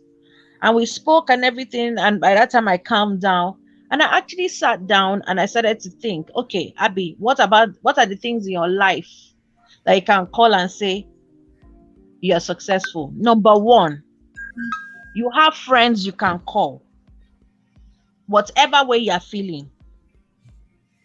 You have different friends you can call and say, I'm in trouble, or my spirit is sinking, and they will pick up the phone and they will talk to you. Not many people have that. Even though you don't have a husband, you don't have this, you don't have that, you have that. Number two, you're technically living the life of a teenager. You don't have anybody to worry about. You be government speaking. You they go school. You don't really get work where they do. That kind of thing. So I started to sit down and look at the things that, like what Abby said about thinking about the present and not really aiming for, I want to be this, I want to be that. And I actually was like, I just said, I was like, God, I'm sorry. I know that I was upset, and you know why I was upset. But I realized that I did not need to be that upset. So forgive me. And thank you for giving me friends that can set me on the straight and narrow when I need them. And Okay, so after this touching story, wait, hold on. before you move on with this tear jerking and touching story, you My God, I called don't know what this beautiful. topic. Wait, you called beautiful Nubia over me, right? You chose I knew Nubia. you were going to One, say that. two, two. You claimed he called you midnight. All the time you used to harass my life, and I used to give you good advice. What time were they? No, because we need to iron this issue out. Otherwise, I'm going to keep it somewhere. No, the I'm reason going to why I hold was grudges. crying for was from a writer's perspective. Something So, happened, and I will tell so you later. for Something us, we are happened the illiterates. Okay, that made me feel like I had failed as a writer. I had failed as an artist. That I felt like, to be honest, I felt like a failure. do you know that now that you've just I'm being mentioned? honest. I'm being honest here. Wait, I wait, felt wait, like wait, a failure. wait. Do you know that now that you've just narrated this very emotionally touching and tear-jerking I did information? not. Do I you know did that? not. Do you know that I have, as you were just talking, I already have like 10 different bespoke advice that I could have given to make you feel better. I Off my don't know. head, That's how somebody who can be feeling jealous like this. I didn't even have to crack my brains to Adim, even think don't worry, about. I will call you. I There's plenty didn't, to talk I, about. how many people have noticed that she doesn't call me Dadim again in the last 4 months?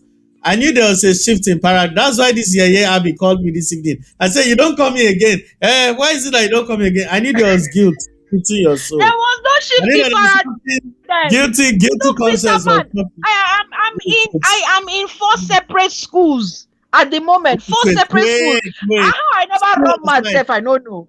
the truth has come out now. I know you now. You cannot keep secrets. The truth has come out.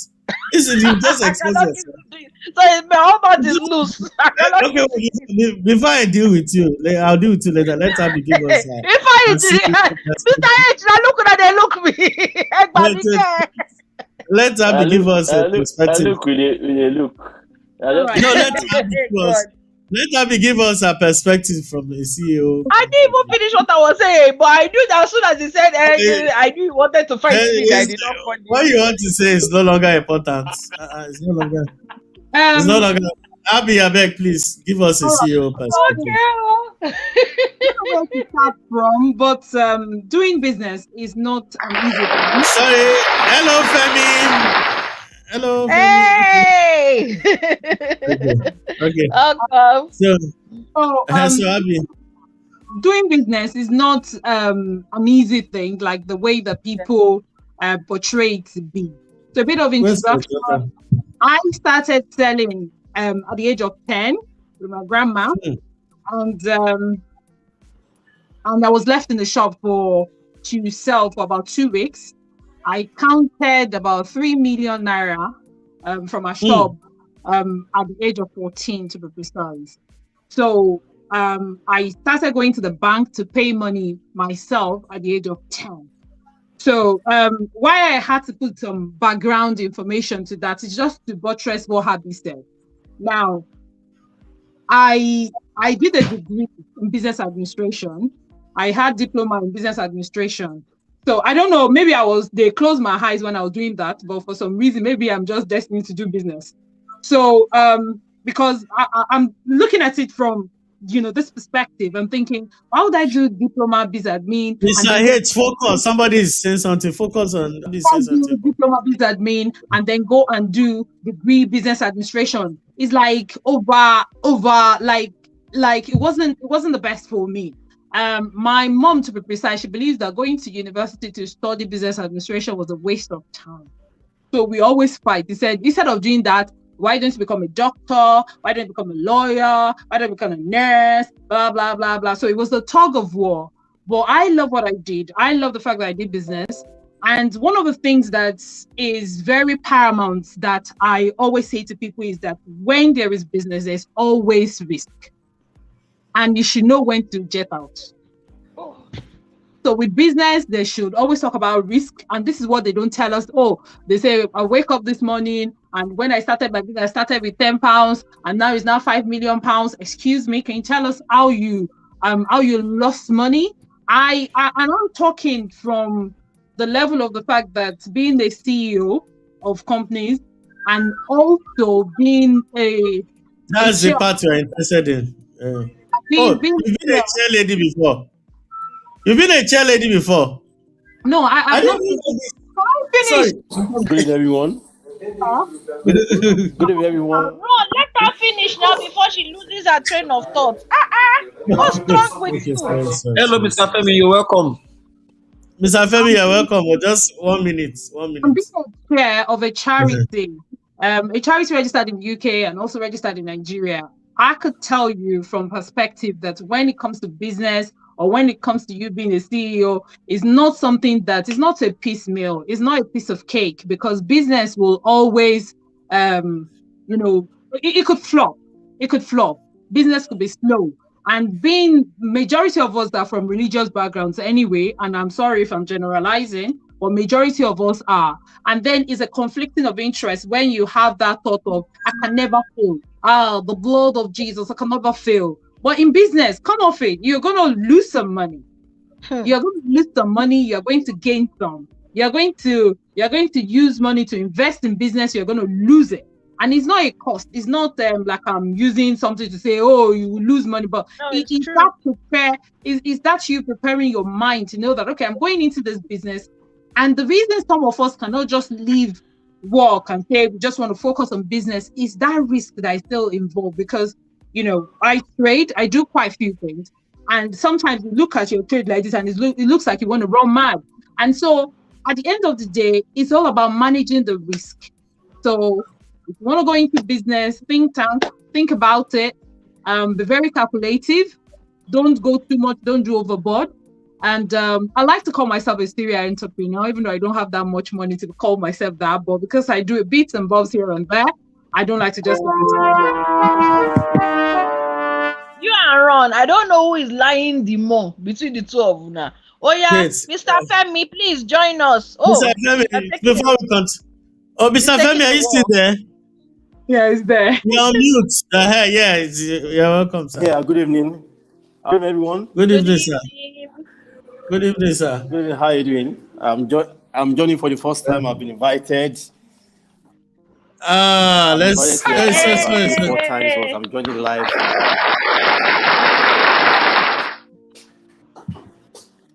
You're welcome, sir.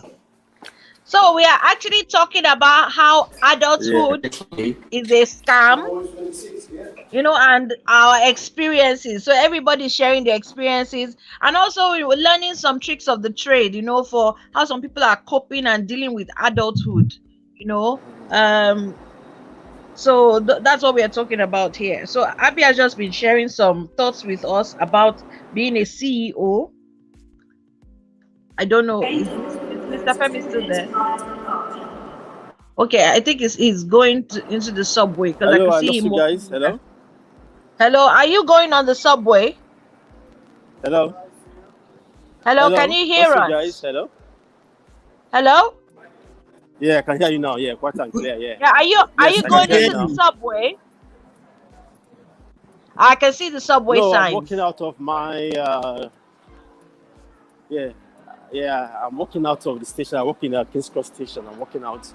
Oh, okay. So basically, that's what we are talking about. So everyone's sharing their experiences. So what was it that you were looking forward to doing as an adult, and then you grew up and then you realized, "Chai, I've been scammed."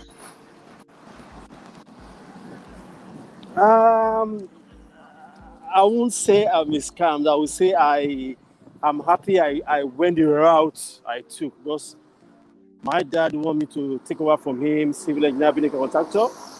My mom wants me to study computer, become a computer engineer, but I rebel against them, and then I become Google. So I just. Can you hear me? You became I'm what? struggling became a bit to Google. hear you. I became Google. I became jack of all trades. Okay, yeah, okay. You became a jack of all trades, yeah. Yeah. So Nigeria, when one door is closed and another is open, that's the kind of style I live till I relocated back to UK. So I live in Nigeria for 40 years. I work with my mom. I work with my dad. I work with many people. But I have this mentality that when one door is closed, another must be open. So coming over here is like, wow, what can I do? There are a lot of things thrown in my face, but I will have said yes. I was scammed if I followed the route of you have to be a mechanical engineer, you have to be this and that, and then by then it's like I'll be thinking I'm doing it for them, but now I'm not doing it for them. I realized that I rebel against them, and I'm doing it for myself. So I didn't fall to that category of who was scammed.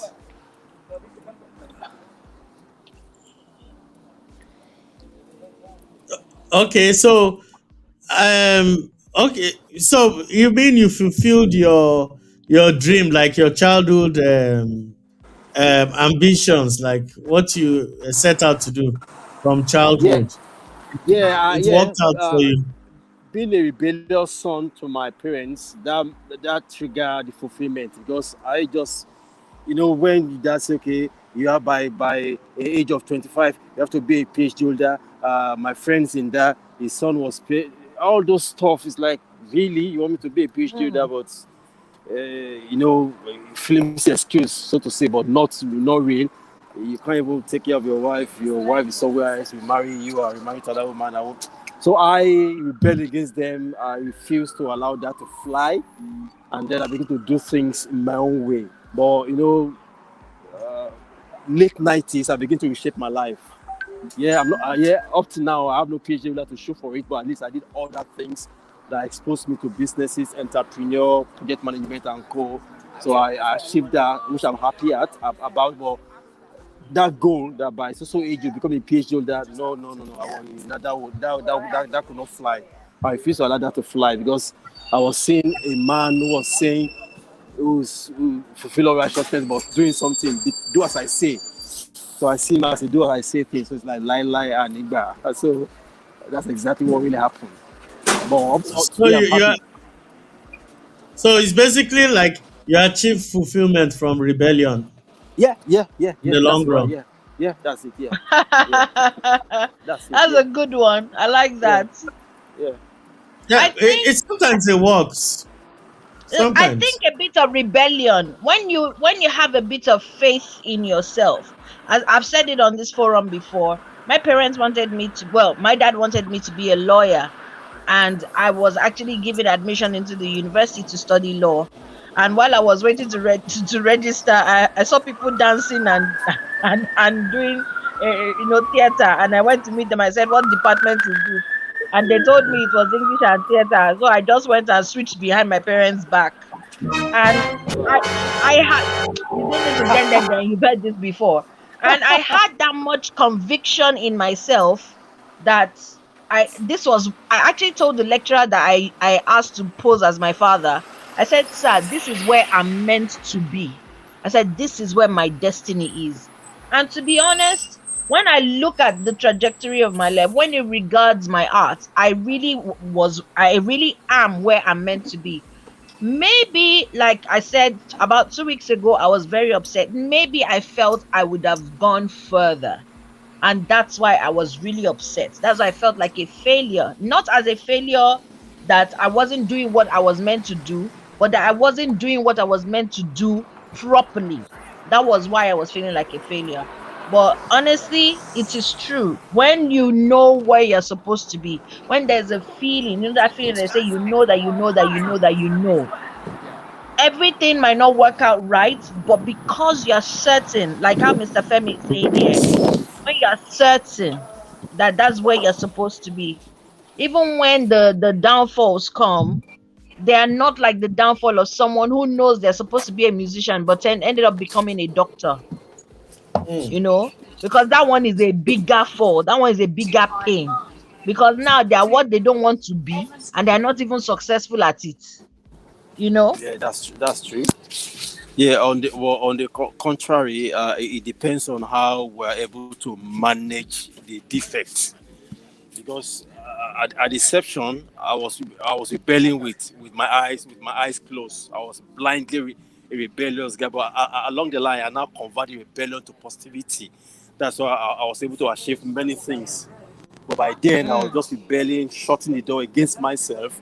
But it takes a cousin of mine who sat me down and said, I said exactly, I know what you're going through.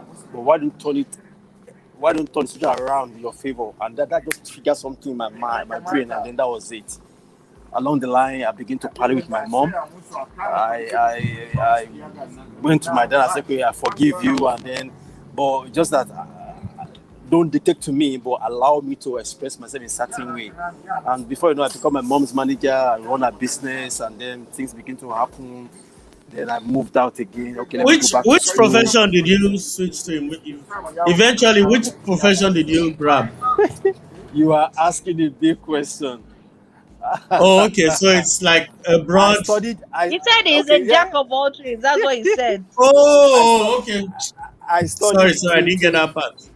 I studied I printing didn't get that part. services, printing management, designing, and now went to Institute of Corporate Affairs Based Management. So when it comes to business, I tick that box. An entrepreneur, I tick that box. And when it comes to a risk taker, just like the last speaker, I am a risk taker. Hmm. Give me 100 million naira and tell me I can throw it away blindly, and I struggle, I will call it back. So I'm a risk taker when it comes to business.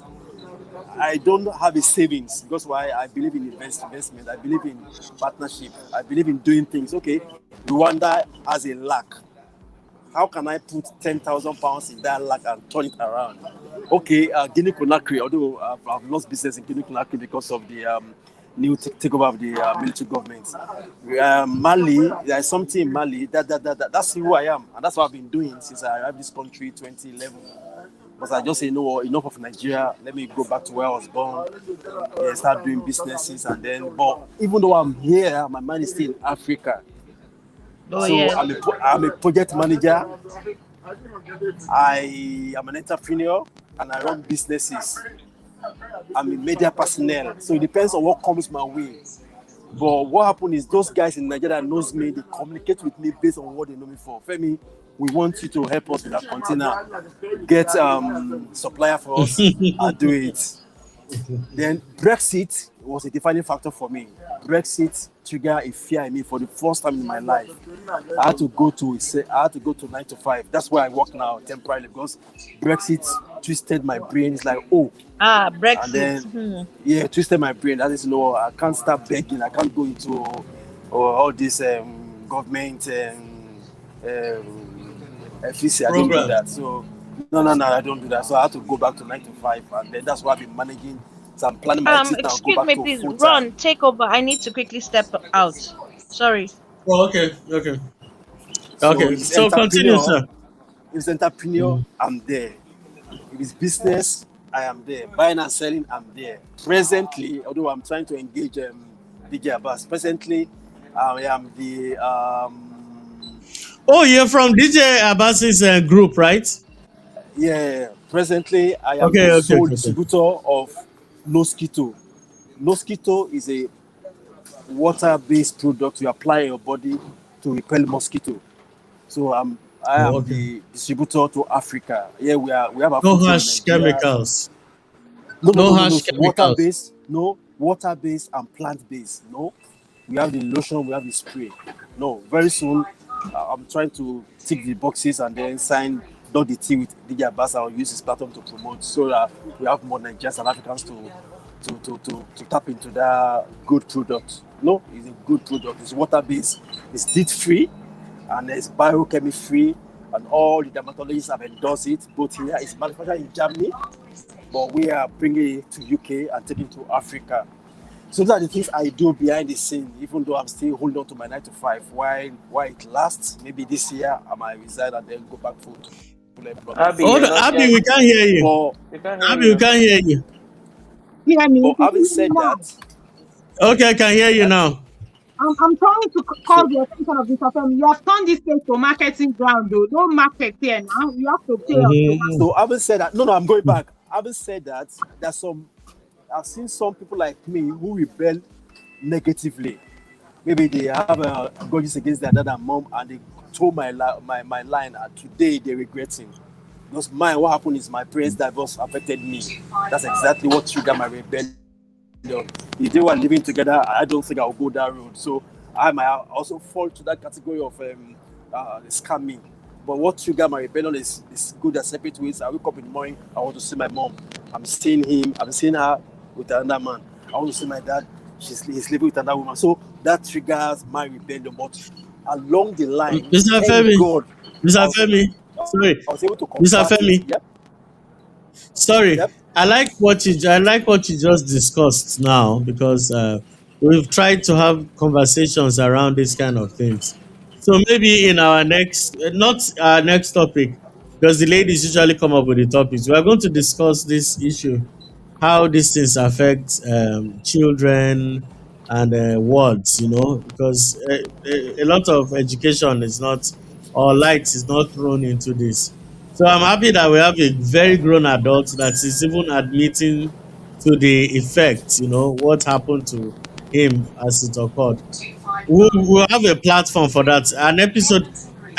You're going to send us a private chat with your WhatsApp number so that when the topic comes in, we'll just send it straight to your WhatsApp and we'll invite you to talk on it because it's something serious. Okay. Yeah. Very, So very serious. yeah, you Very, can very, very actually serious.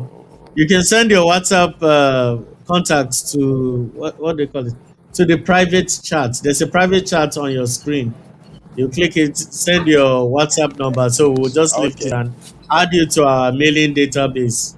So anytime we're coming online, we'll send you the topic. We'll Okay. tell you what we're talking about. So you prepare your mind, then you come and give us your own version of, because we don't want to mix up different issues. We have a way we compartmentalize them so that we deliver Okay. tailor-made solutions for, yeah.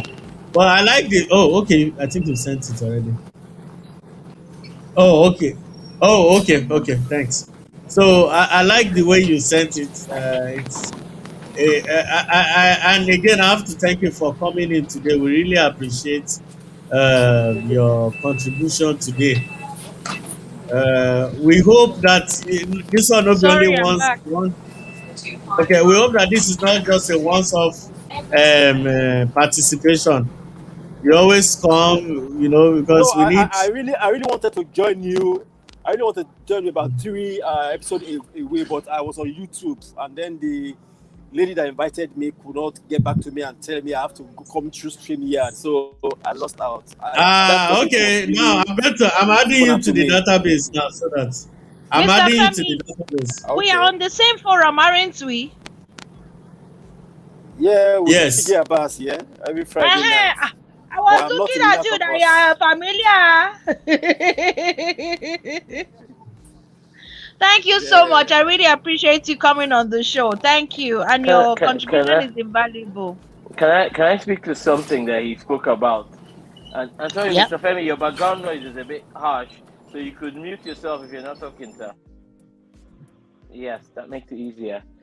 There's something he spoke about. I like when he talked about rebelling and then all of a sudden converting it to the positive part of rebelling. And he also spoke about the people that rebel and then your life just goes downhill from there. So it's always important to know what you're rebelling towards. I Mm-hmm. think on some levels, anybody that is in Nigeria that didn't do the how do you call it, the conventional big career paths in Nigeria had to rebel to do them. That's for our generation. It's very different from the ones coming after us. Why was because our parents were pretty much first generation of the ones that went to school. Then we were the generation after them that felt we could have continued their legacy. So you were expected to be either engineer, a doctor, lawyers, and the rest of them, right? But however, the generation after us now has a chance to actually do whatever they want to do. So there might be in quote less of that kind of active rebellion.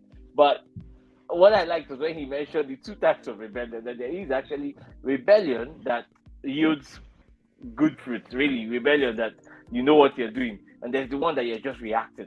And how he went through between the two stages from just reacting to actually converting it to something positive towards himself. Sometimes also the rebellion was necessary. Sometimes there was why he said this is I can remember having this quarrel with my dad about something. He wanted me to go and work somewhere after school, and I wanted to go to school somewhere else. I wanted to go and do something else. And this man kept on telling me that in order to go to, you can go from A to C. And I said, and he said you can go from A to C, but you have to go from A to B, make money, then go from B to C. I told him, no, me, I'm going from A to C. And we had this huge quarrel, this huge fight. But for some weird reason, for the first time, I realized that, hey, I was right. I wanted to go A to C. And looking back at it, no, not one iota of regret. But looking back at it also, what I wanted to point out was there was also the part of a supportive parent. As soon as he saw that I was going A to C and my mind was made up about it, my guy joined my group. My guy joined my group. He became the guy that carried the banner for the group. Whether he liked it or not, he carried the banner for the group. In fact, when things were falling apart at some point, he said, see, don't worry, continue this school. We're not going to do for school fees. If we have to sell my own land, we'll sell it, we'll continue. So those are the it's interesting to see that part. And what he mentioned was important because he's slowly dealing with the fact that what are the things that make adulthood a scam to us, especially when what we expected to happen doesn't happen. And as soon as it doesn't happen, and we don't see any way to make it happen, or we don't even realize that we have moved from the stage of this is the problem I had to I'm now in the game of solving it, this is what it will entail, we get that disappointment. A lot of people stop and say they're not continuing again. Then you hear stuff like, okay, they're quitting, they're starting something else. That's fine. As long as you know the direction you're heading to. Others now blame you. No, if you had told me this thing was like this wouldn't have happened. There's no if you had told me. If you had really been actively involved, you would probably realize it's not a scam. It was just going to happen. Half the time, that's what I wanted to speak to. I wanted to speak to the fact that yes, what he mentioned was true. There are rebellions that are necessary to get you where you want to go to. But we also have to be careful that those ones are actually going in the right direction. Then there is the rebellion for no just cause. There's a rebellion for no just cause. Yeah, he was very right on that. Yeah. There is a very, and there, I would dare to say that the rebellions for no just cause are becoming much more than the rebellions for actual cause. I would dare to say it, but I'm not sure. Yeah, I mean, to be honest, I can't recall ever having some serious rebellion against my parents on anything. But you see, when I can't explain it, but when conviction hits you is a certainty inside your soul. You might not be able to explain it to anybody else. Now, 2 weeks ago, I was feeling like a failure. Because, as I said, I hadn't reached where I thought in my head I was meant to reach. But my friend, who has been on the journey with me, started to remind me of the things I have done as an artist. Hey! Happy birthday to you! Oh yeah, everybody, all together. Happy birthday! Happy birthday to you. Oh yeah, everybody all together. 1, 2, 3, go. Happy birthday to you.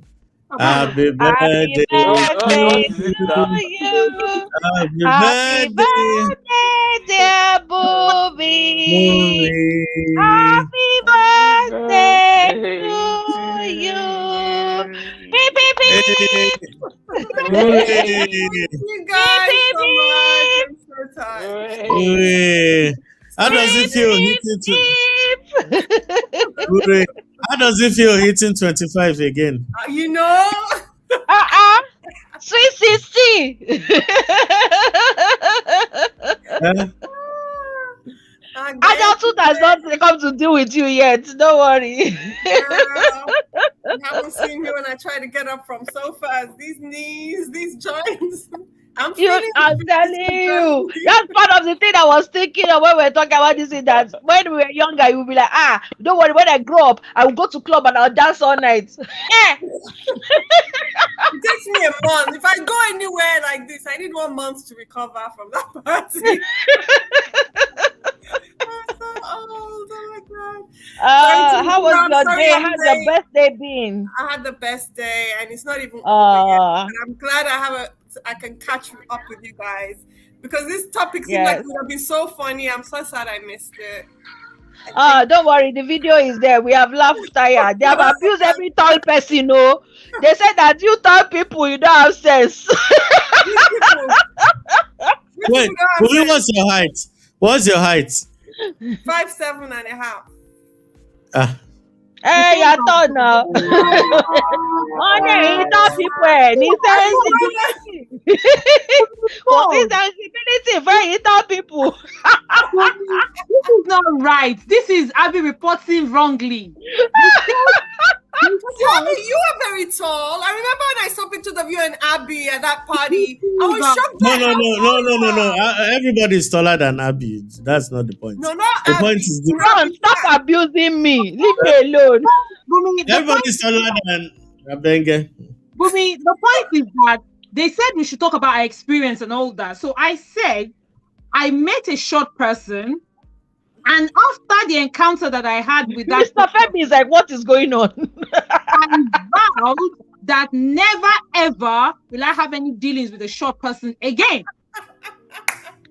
Because we showed that Pepe. Atarodo Pepe. Most short people that I know, they are always angry. Most of them. Honestly, especially the men. Leave us alone. We know what is troubling us. Wait for this bangao. And most tall people, and I can talk about guys, I don't know about female, but most tall people, they don't have sense.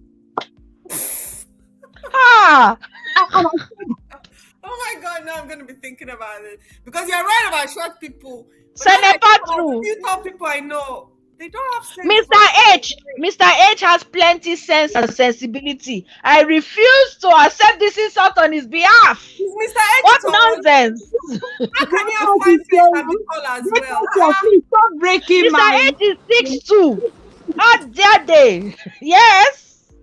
And it's my new love. It's my darling. Listen, Okay, quickly before we get out, we have Ibidu Shangodare. Thank you so much for inviting Mr. Femi. Honestly, he has. But why aren't you here? You should have come with him now. Eh? Please, next time, join us. So we've been having all kinds of conversation. People have been sharing their if only I had known, I would have enjoyed my childhood a bit longer. So and then people some people have said they have no regrets. They did what they did and then they moved on to adulthood and they're doing it. So my dear Bumi birthday girl, in us your story. Has adulthood been a scam? Has it been the right thing? No, it was a scam, honestly, a little bit, especially the patriarchal part. Like, I believed so much of that. God. Sorry, no vex, but Oh. if I know today, if I knew then what I know today, I would not have rushed into marriage. I the way I did. Look, you should know that if Bumi is going to talk, he's going to talk about the patriarchy. Accept it, move on. I can't Continue, lie. Jare. That's the truth. That's the truth. If they were not teaching me all this nonsense, I would have taken my life in a completely different direction. I may have married, I may have had children, but I would not have made it my number one priority, the way that I did when I was younger. It was just like, why? But you know what? My regret is the opposite of that. I wish that I had children early. Let her finish. I wanted to ask her. Wait, let her finish. I'm not against marriage or having children. No, I'm not for marriage. But I wish I had children earlier. Do you know how many women, apart from Abby, are dying to be what you just downgraded now? Do you know how many women that are watching you now that are jealous of you? Mr. Femi, he has gone. Abby. You, birthday girl. I'm not interested in marriage. So I'm the biggest for failure in Nigeria. Divorced women, they don't like us. They don't rate us at all. Abby, am I right? Wait. Not all. We're pariahs. Like we have. Not all divorced women are failures. Now, what if you were married to a lunatic? Not all divorced women are failures. That's wrong. The society has not caught on to that. They're still like. They have. Actually, they have. They have. They're getting there. You're right. A lot of people are coming to realize that some partners, either way, whether male or female, that sometimes they have psycho, and it's better to be alone than to be with somebody who is actually going to drive you crazy, or Yeah. someone who's going to put you in hospital, or someone who's going to put you in the grave. So we do understand, and you see, look, I believe that everybody that was meant to have married has married. I don't think that anybody else right now in this generation should be making that mistake. I don't think marriage is for anybody right now. There are too many crazy people in the world. We My don't daughter need is to come and add the 26. She's not even complexity of thinking marriage. about Oh. it, and I'm not even stressing her. Although, to be honest, I don't regret marrying young. I just regret who I married. Like, if I had, I feel like if I didn't think I had to marry, I would have been a bit more laid back about it. I would have let it happen organically. I would have let someone choose me instead of what I did, which was to actively make sure that I married and then ended up marrying, the wrong person, I think. Look on the bright side. Look at the product of that relationship. Yeah, You have two honestly, I have no beautiful regrets. I had children. a great life. Very I'm a beautiful little children. rebellious. I do my own thing. I tell society to go fuck itself as often as I can. So I feel like I have less regrets than most people, But yeah, adulthood is a goddamn scam. It I really don't is. believe you. In fact, you have. I think you've had to some extent a stellar. Okay, let's not. Okay, close to stellar life. Life has The not only been problem is perfect. A that lot of pain, a lot of I know I get uh, it, but I feel personally, I feel that you just stay rebellious But why don't generally. you So feel the same thing some of about this me? is The only thing that is not stellar in my life is my health and the fact that I don't have children. But everything else, I'm good. every human being has that his own that measurement. We are patriarchal not the thing that I'm same. talking about, Abby. Even there's a hierarchy for women like us. If you're married and you're still with your husband, you're at the top. If you're divorced, but at least you were once married, second, and you have children. If you're divorced, you don't have children, but at least you were once married. And it all boils down to, did you And then want people to like me are make the a man bottom of the happy? totem How pole. are you judge? It's terrible. And it's not right. You No, Abby, you should be let's happy if balance they this don't out. make you because they No, let's balance it out. Let's balance this out. You do realize that society don't trust single men, like men who are oh like that's in their older very age. Society don't trust them for leadership. Are you aware of Do they that? trust single women? They don't trust us No, no. either. Wait, hold on. I'm just saying, even men. If you're a man, right, and you've done all your career, everything you have to do in your and career, you stay and you get single. to a certain place, they will always sideline you for somebody who has a family. You don't know. A man, or not woman, men, they'll push you aside and get somebody who has a family. It's I true, I but you know I've have heard that Sorry, people Ron. think Ron, that can you mute men. Mr. Femi? There's a. Yeah, Okay. I just did. I just did. it's true, but for There's different there's reasons. this belief that men who are not married, who are like of marriageable age, whatever that means, that they are not as trustworthy as men with families, that they Yeah. don't have that sense of responsibility, that they don't have that sense of having to take care of somebody other than themselves, which In Yeah. simple I English, call they are bullshit to considered. that. Wait, in simple English, they are considered as reckless. Let me tell you why I'm beginning to see it that way. I just watched a movie recently. I went to see. I watched a movie, Maverick, Top Gun. So it's the latest Tom Cruise movie. So in this movie, right? Tom Cruise, he has aged in real life, and he has aged. The first Top Gun was 87 or thereabout. So this one is like 2022. Guess what? He's still not married, right? And in the movie, inside the movie, they said they alluded to the fact that they didn't promote him because he's still a loner. He's a captain in the movie, supposed to be an admiral, right? They didn't promote him to admiral. They left him at Yeah, it was a captain. navy, wasn't it? Yeah. Yeah. So they said they alluded to the fact that he's reckless. He doesn't have responsibilities. He's not even married, and he doesn't have a family. And this is an American blockbusting movie. They had to throw it in his face for us to see. So when Bumi was saying what she was saying, I just remember like, no, it happens to men too. No, It's not but just women.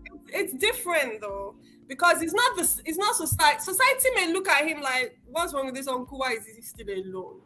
But they will not judge him the way they judge women. What you're talking about is capitalism. Capitalism does not trust single men, because capitalism knows that if we stress you too much, you're just gonna be like, fuck off.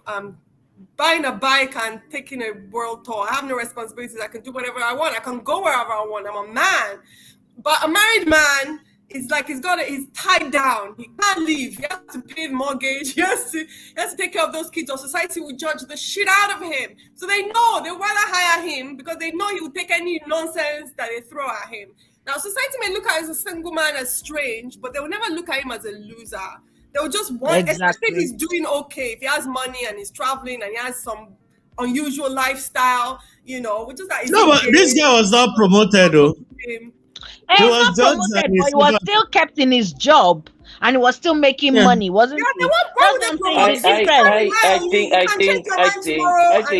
I think what we see is, like you said, society will judge you when it comes to the workplace. But what I want to add to that is, even in private settings, I've seen them judge single men in very funny ways when men are sitting down. It's very funny. It's subtle shades and guys. I am sorry. I'm so sorry. Bumi, I love you. I have been waiting for you to come because I wanted to sing happy birthday to you, but I am so sorry. I'm in immense pain. I've been trying to hold it back. I just can't take it anymore. So I'm going to have to say good night to you guys. Thank you, everyone. Thank you so much for holding on. I'm sorry, I can't take it anymore. No worries.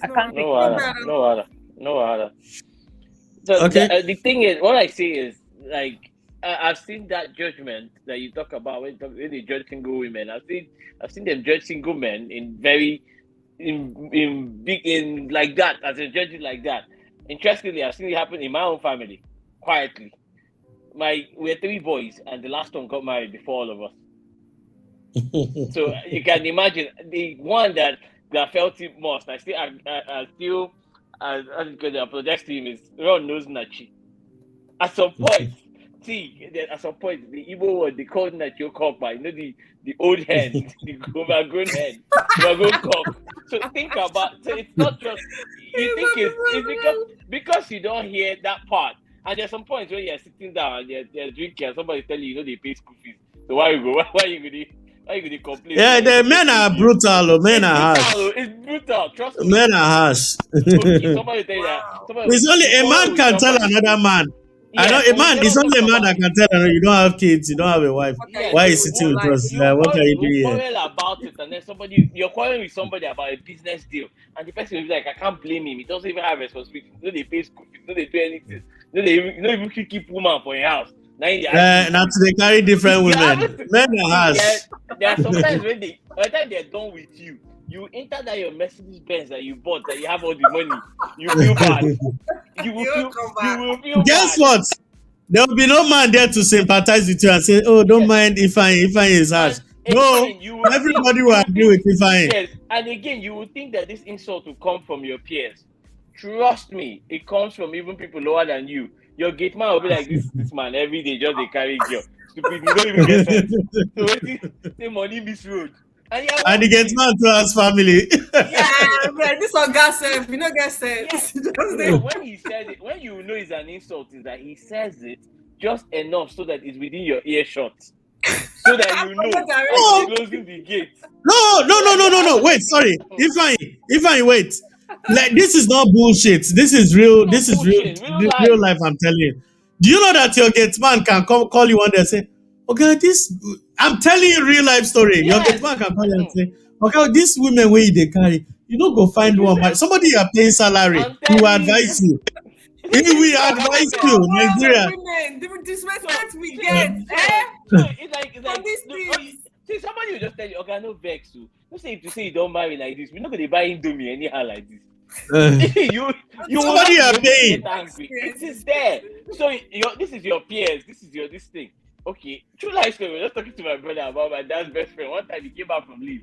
My brother came back on leave to stay with his parents, and the man asked him, "Please, what are you doing here?" The boy said he came back on leave. The man was like, "Are we going to carry wine?" And my brother said, no, now that the wine is still in the pipeline, it's coming, it's coming. The man was like, Mhm. you're here wasting your time, 1 month of your leave, you're doing nothing here. And I had to turn to my father and say, see this bloody fool. And my father was like, leave the bloody fool. Do you get? You don't see, I'm sorry, you I should don't feel see bad, but I'm slightly happy that you people for No, suffer but this it's thing as no, well. No, it's not funny. it's not a joke. It's not a joke. It's not a joke. The way they A lot look of at times me when I was single is different from the way people look at me now that I'm married. it's Now very, that I'm married, very it's different. totally different. It's Oh my totally God, you know different. what? You guys don't complain as much as us, so I don't think we're No, we are trained. Oh, We are trained from boyhood. We are trained from boyhood Control your to feelings. understand what is coming. Right? We were warned. They didn't warn you guys, but they warned us that this is the consequence Coming, of yes. certain things. And So then we knew you right from get the one. a lot of us now try to cope. And what we I'm do a in very coping is you responsible. now see I'm a that community 50-year-old. person. We are in my community. I'm a very responsible, known person. But even with all that, when I wasn't married, it was as soon as they heard I was married. They will treat you so differently. Let me use my life as an example for you. Before I got married, when my younger married ones were having marital issues, they didn't come to me to discuss anything. Like I always heard that these two people are fighting, blah blah blah. The more Hamza, Mr. H is here, he will tell you. The moment I got married, as I even till today, every week that I meet with two couples at least minimum every week, solving problems. Bros, I don't know what's wrong with this woman. Then the woman will come. Don't mind him, he's pretending, anytime he sees you, it's not like that in the house, Every other week I go You through know it. what, Ron? So Sorry, what I was On trying a to serious what note, else Britta this was- thing is a what else- double-edged sword, but it's there for a reason because marriage is hard and raising children is hard, and so they expose people who are married, and it's good because otherwise we would quit. We will never do it if you treat us like it's nothing to be married. We'll all give up. But on the flip side, it makes single people feel so bad about themselves, like they don't matter or whatever. But there's a reason I why agree, but- almost all societies will hold you up if you're married, male or female. They'll give you a little bit more respect. It's what you were talking about was the reason why they hold you up sometimes. I can trust you because I know what you're dealing with. You're dealing with a situation that, okay, yes, you have something, you have an anchor. If you're a single person, you'll probably be able to walk away at some point. Exactly. So you from can any trust that. situation. Yes. However, like you were saying, to show you the other side of it, what happens? I spoke about when people are younger, when they're about to get married. And then what about the people that are older and really don't marry? 40, 50s, 60s, all those kind of guys. Here's what happens. They Your start to children, compensate. nobody allow their children near Hold you. on, they start to compensate. First, they compensate by saying, you see that those guys have younger friends. So you've seen all those uncles that tend to have younger friends. Like, oh, what's up? This OG, that OG. But here's the problem. Even with that OG, I've seen younger people that roll with this man. I'll be like, leave this man. I can never be like him. I have to settle down before I'm like him. And they say it to your face. So at the long run, the stigma isn't just, yes, I know there's stigma for the women. You people show it a lot. For the men, the OGs, go and ask them. When they finally end up in a bar alone, if you want to know the real state of things sometimes in a man's life, wait until 11, 12 and the bar is empty. If you see anybody still there, just ask him his story. You will swear you will not marry again. You swear you either not marry again or do anything. And even Julius Abu did a song. No matter how responsible you are and you are the one carrying your family, your mom, as with all that carrying your family, your mom will still tell you that this thing that you're doing is very good. God will bless you, but you should have just been married. And all this will be. On top say you send her money every week, she will still throw it in your face. I'll stop saying you do the most. You are the one that carries this whole thing. They'll still tell you, but and then there's the blackmail. They'll tell you, but if your father was alive and you had married now, he would have seen his grandchild before he goes.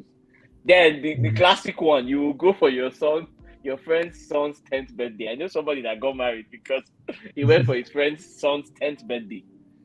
And the boy looked at him. I was like, uncle, you didn't come with any auntie or anybody. Okay. Answer. You answer. And guess what? For the first time that child is likely not to tell a single woman that. But for men, they'll say it. The guy just said it. The boy was playing. He said They'll say it. with any For men, auntie they'll or say it. anybody. And the boy said it out of consent. It was his next question that got the guy thinking. He asked him, "Is there's any problem? Is there nobody?" And he walked away. You know why? How do you You know know? why, Bumi? You know why they're harsher on men? You know why? Society understands that men control access to marriage. That's Like true. a marriage, Well, yeah. woman can't- Men, That's a good point. yeah, men control access to marriage. So if a man is not married, there's really no excuse that a woman can say nobody has toasted me, chosen me, nobody has come and chosen me, and she'll be free. But for a man, why have you not chosen from the multitude of women everywhere? Something is wrong with you. Something is wrong with you. So you see the Again, difference. also, to be honest, sometimes your first wife also can quick in some things. For instance, your G that you come to the house to eat, the woman will just be like, why is it that he's coming to our house every day to eat? You cannot see, Maria. No. Most women That's would even not want their husbands to have a wait. That's even a rude woman. A more polite woman will start sending her friends to you from nowhere. You just be on your own. You just be seeing strange That's women a coming. smart woman. No smart. Where no are you smart coming? woman wants their married husband to be friends with a single. Where are you coming from? Your friend's wife don't they already package? You say, Uncle Bros, why are you not choosing these girls now? See the girl. Okay, which one do you want? I want the one that is okay. Don't worry, I'm going to bring one next week. You know, you see that now she's already tormenting your life, trying to say that if you are not choosing any of these girls, then something is wrong with you. They've boxed into a corner. And then, like you said, it now goes further.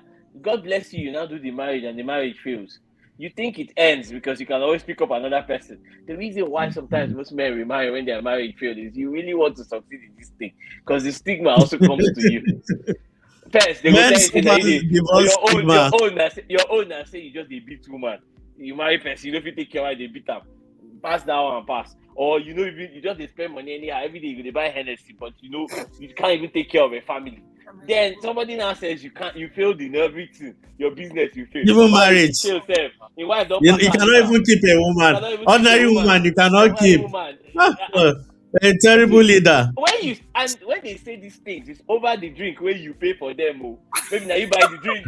So understand that the people insulting you are not outsiders; they are your tribe. Yeah. And you can only go so far in the world too. Like almost all leaders have to be married for them to trust them. Almost all. Sarkozy is literally the only world leader that was single. Even Putin has a woman; he's just not married to her. People just don't trust you just don't trust people that are alone. You just trust people that are alone because you just feel they can just leave you and walk away. They have nothing to lose. So that's men. I think women, people understand that sometimes they get left for younger women or they have to leave abusive situations. But a man that is alone, people feel like there's no reason for you to be alone. So they definitely won't trust you. Not at that kind of no excuses. So it's like, okay, how many times have you heard of a male chief of a bachelor chief of army staff or chief of naval staff or president or it's not happening. Because now let me explain you why that can happen. Being a service chief means that your wife has to be the head of the female section. Like if you are chief of army staff, the wife of the chief of army staff is supposed to be head of the Nigerian Army Officers Wives Association. That office cannot be vacuum because you are special. So, in appointing a chief of army staff, and it cannot be occupied by a girlfriend. Sadly, it cannot be occupied by a girlfriend. It has to be a legally married woman that handles. Even if she's not leading anything, they are just not comfortable giving high profile positions to single men. No. They rarely in the case where you become a president, they'll fast track your marriage. What I was pointing out was the fact that we see it a lot with women. I see them insult women that are not married, and do that. And again, I see also women insulting women that are not married. But it's very subtle, but very noticeable. There's that whole by the time if you're married, as if you stepped one level above the one that is not married. And you start oppressing the single one. The married one start oppressing the single one. That's why we're so miserable. The way they'll be acting like this, Yeah, the oppression is not even from the men. That's the weirdest part. The oppression starts from women now oppressing you. Then, so when you ask it, a woman can change like that just because she got married. You'd be like, hey, Is this not the same person that he was that was begging me Ah, for cab fare yesterday? Now she's treating me like I don't know if I have time for me, you know. before. Okay, You just said the right let thing me to end the say. show. I have to end the show. Then we'll go to after party. So, Okay. it's been wonderful having you guys watching today. I think we have only 5 people left. So thank you very much for those of you who always come to support us, hang out with us, leave comments and all that. We really do appreciate it. Honestly, we do this because of all of you. And please, our algorithm shows that 65% of people who come here to watch have not subscribed, including Bumi. So What? please, I subscribed. on I YouTube, definitely subscribe. Yeah. on YouTube, I can't find your name. Okay, I'll check it out. But I definitely subscribe. I always go back No, and rewatch our shows and make sure that I like them too. so it's then Ifan is the only missing person. Ifan, have you subscribed Yes, I have no. on How can I YouTube? not subscribe? Check. Is that okay? You are the YouTube user, right? Yes, my name does not even come Oh, up. okay, I'm okay, not okay, okay, registered okay, per se. okay. No, you have to register now to subscribe. So Ron, So This man here. I need to run I now. think we did the registration, sir. Okay, do the registration and subscribe. So for those of you who support us, we really appreciate it. Thank you very much. Please feel free to always go back after the show and leave your comments if you feel maybe you have a better opinion or contributing opinions. We are open to everybody's opinion so that we learn from each other. And it's at this point I have to thank Abby, who is going through regular health challenges. We pray for her that she comes out of it, she gets healed and better. And for Habi Fash, Habi, are you there? I'm here. Habi, okay, I'm here. okay. And we will thank Habi Fash for giving us her insights to the life and times of a CEO. Then with Ifeanyi, then Femi that was here, then Mr. H, then Greatness. You were on the comment section all through. You refused to come in. Then I see Laraba, thank you. Then I see Duale, thank you. Then Ibudu, yeah. Please join us next week, same time. Please, it's always in the UK is 8 o'clock. Nigeria is 8 o'clock. So until next time, bye everybody.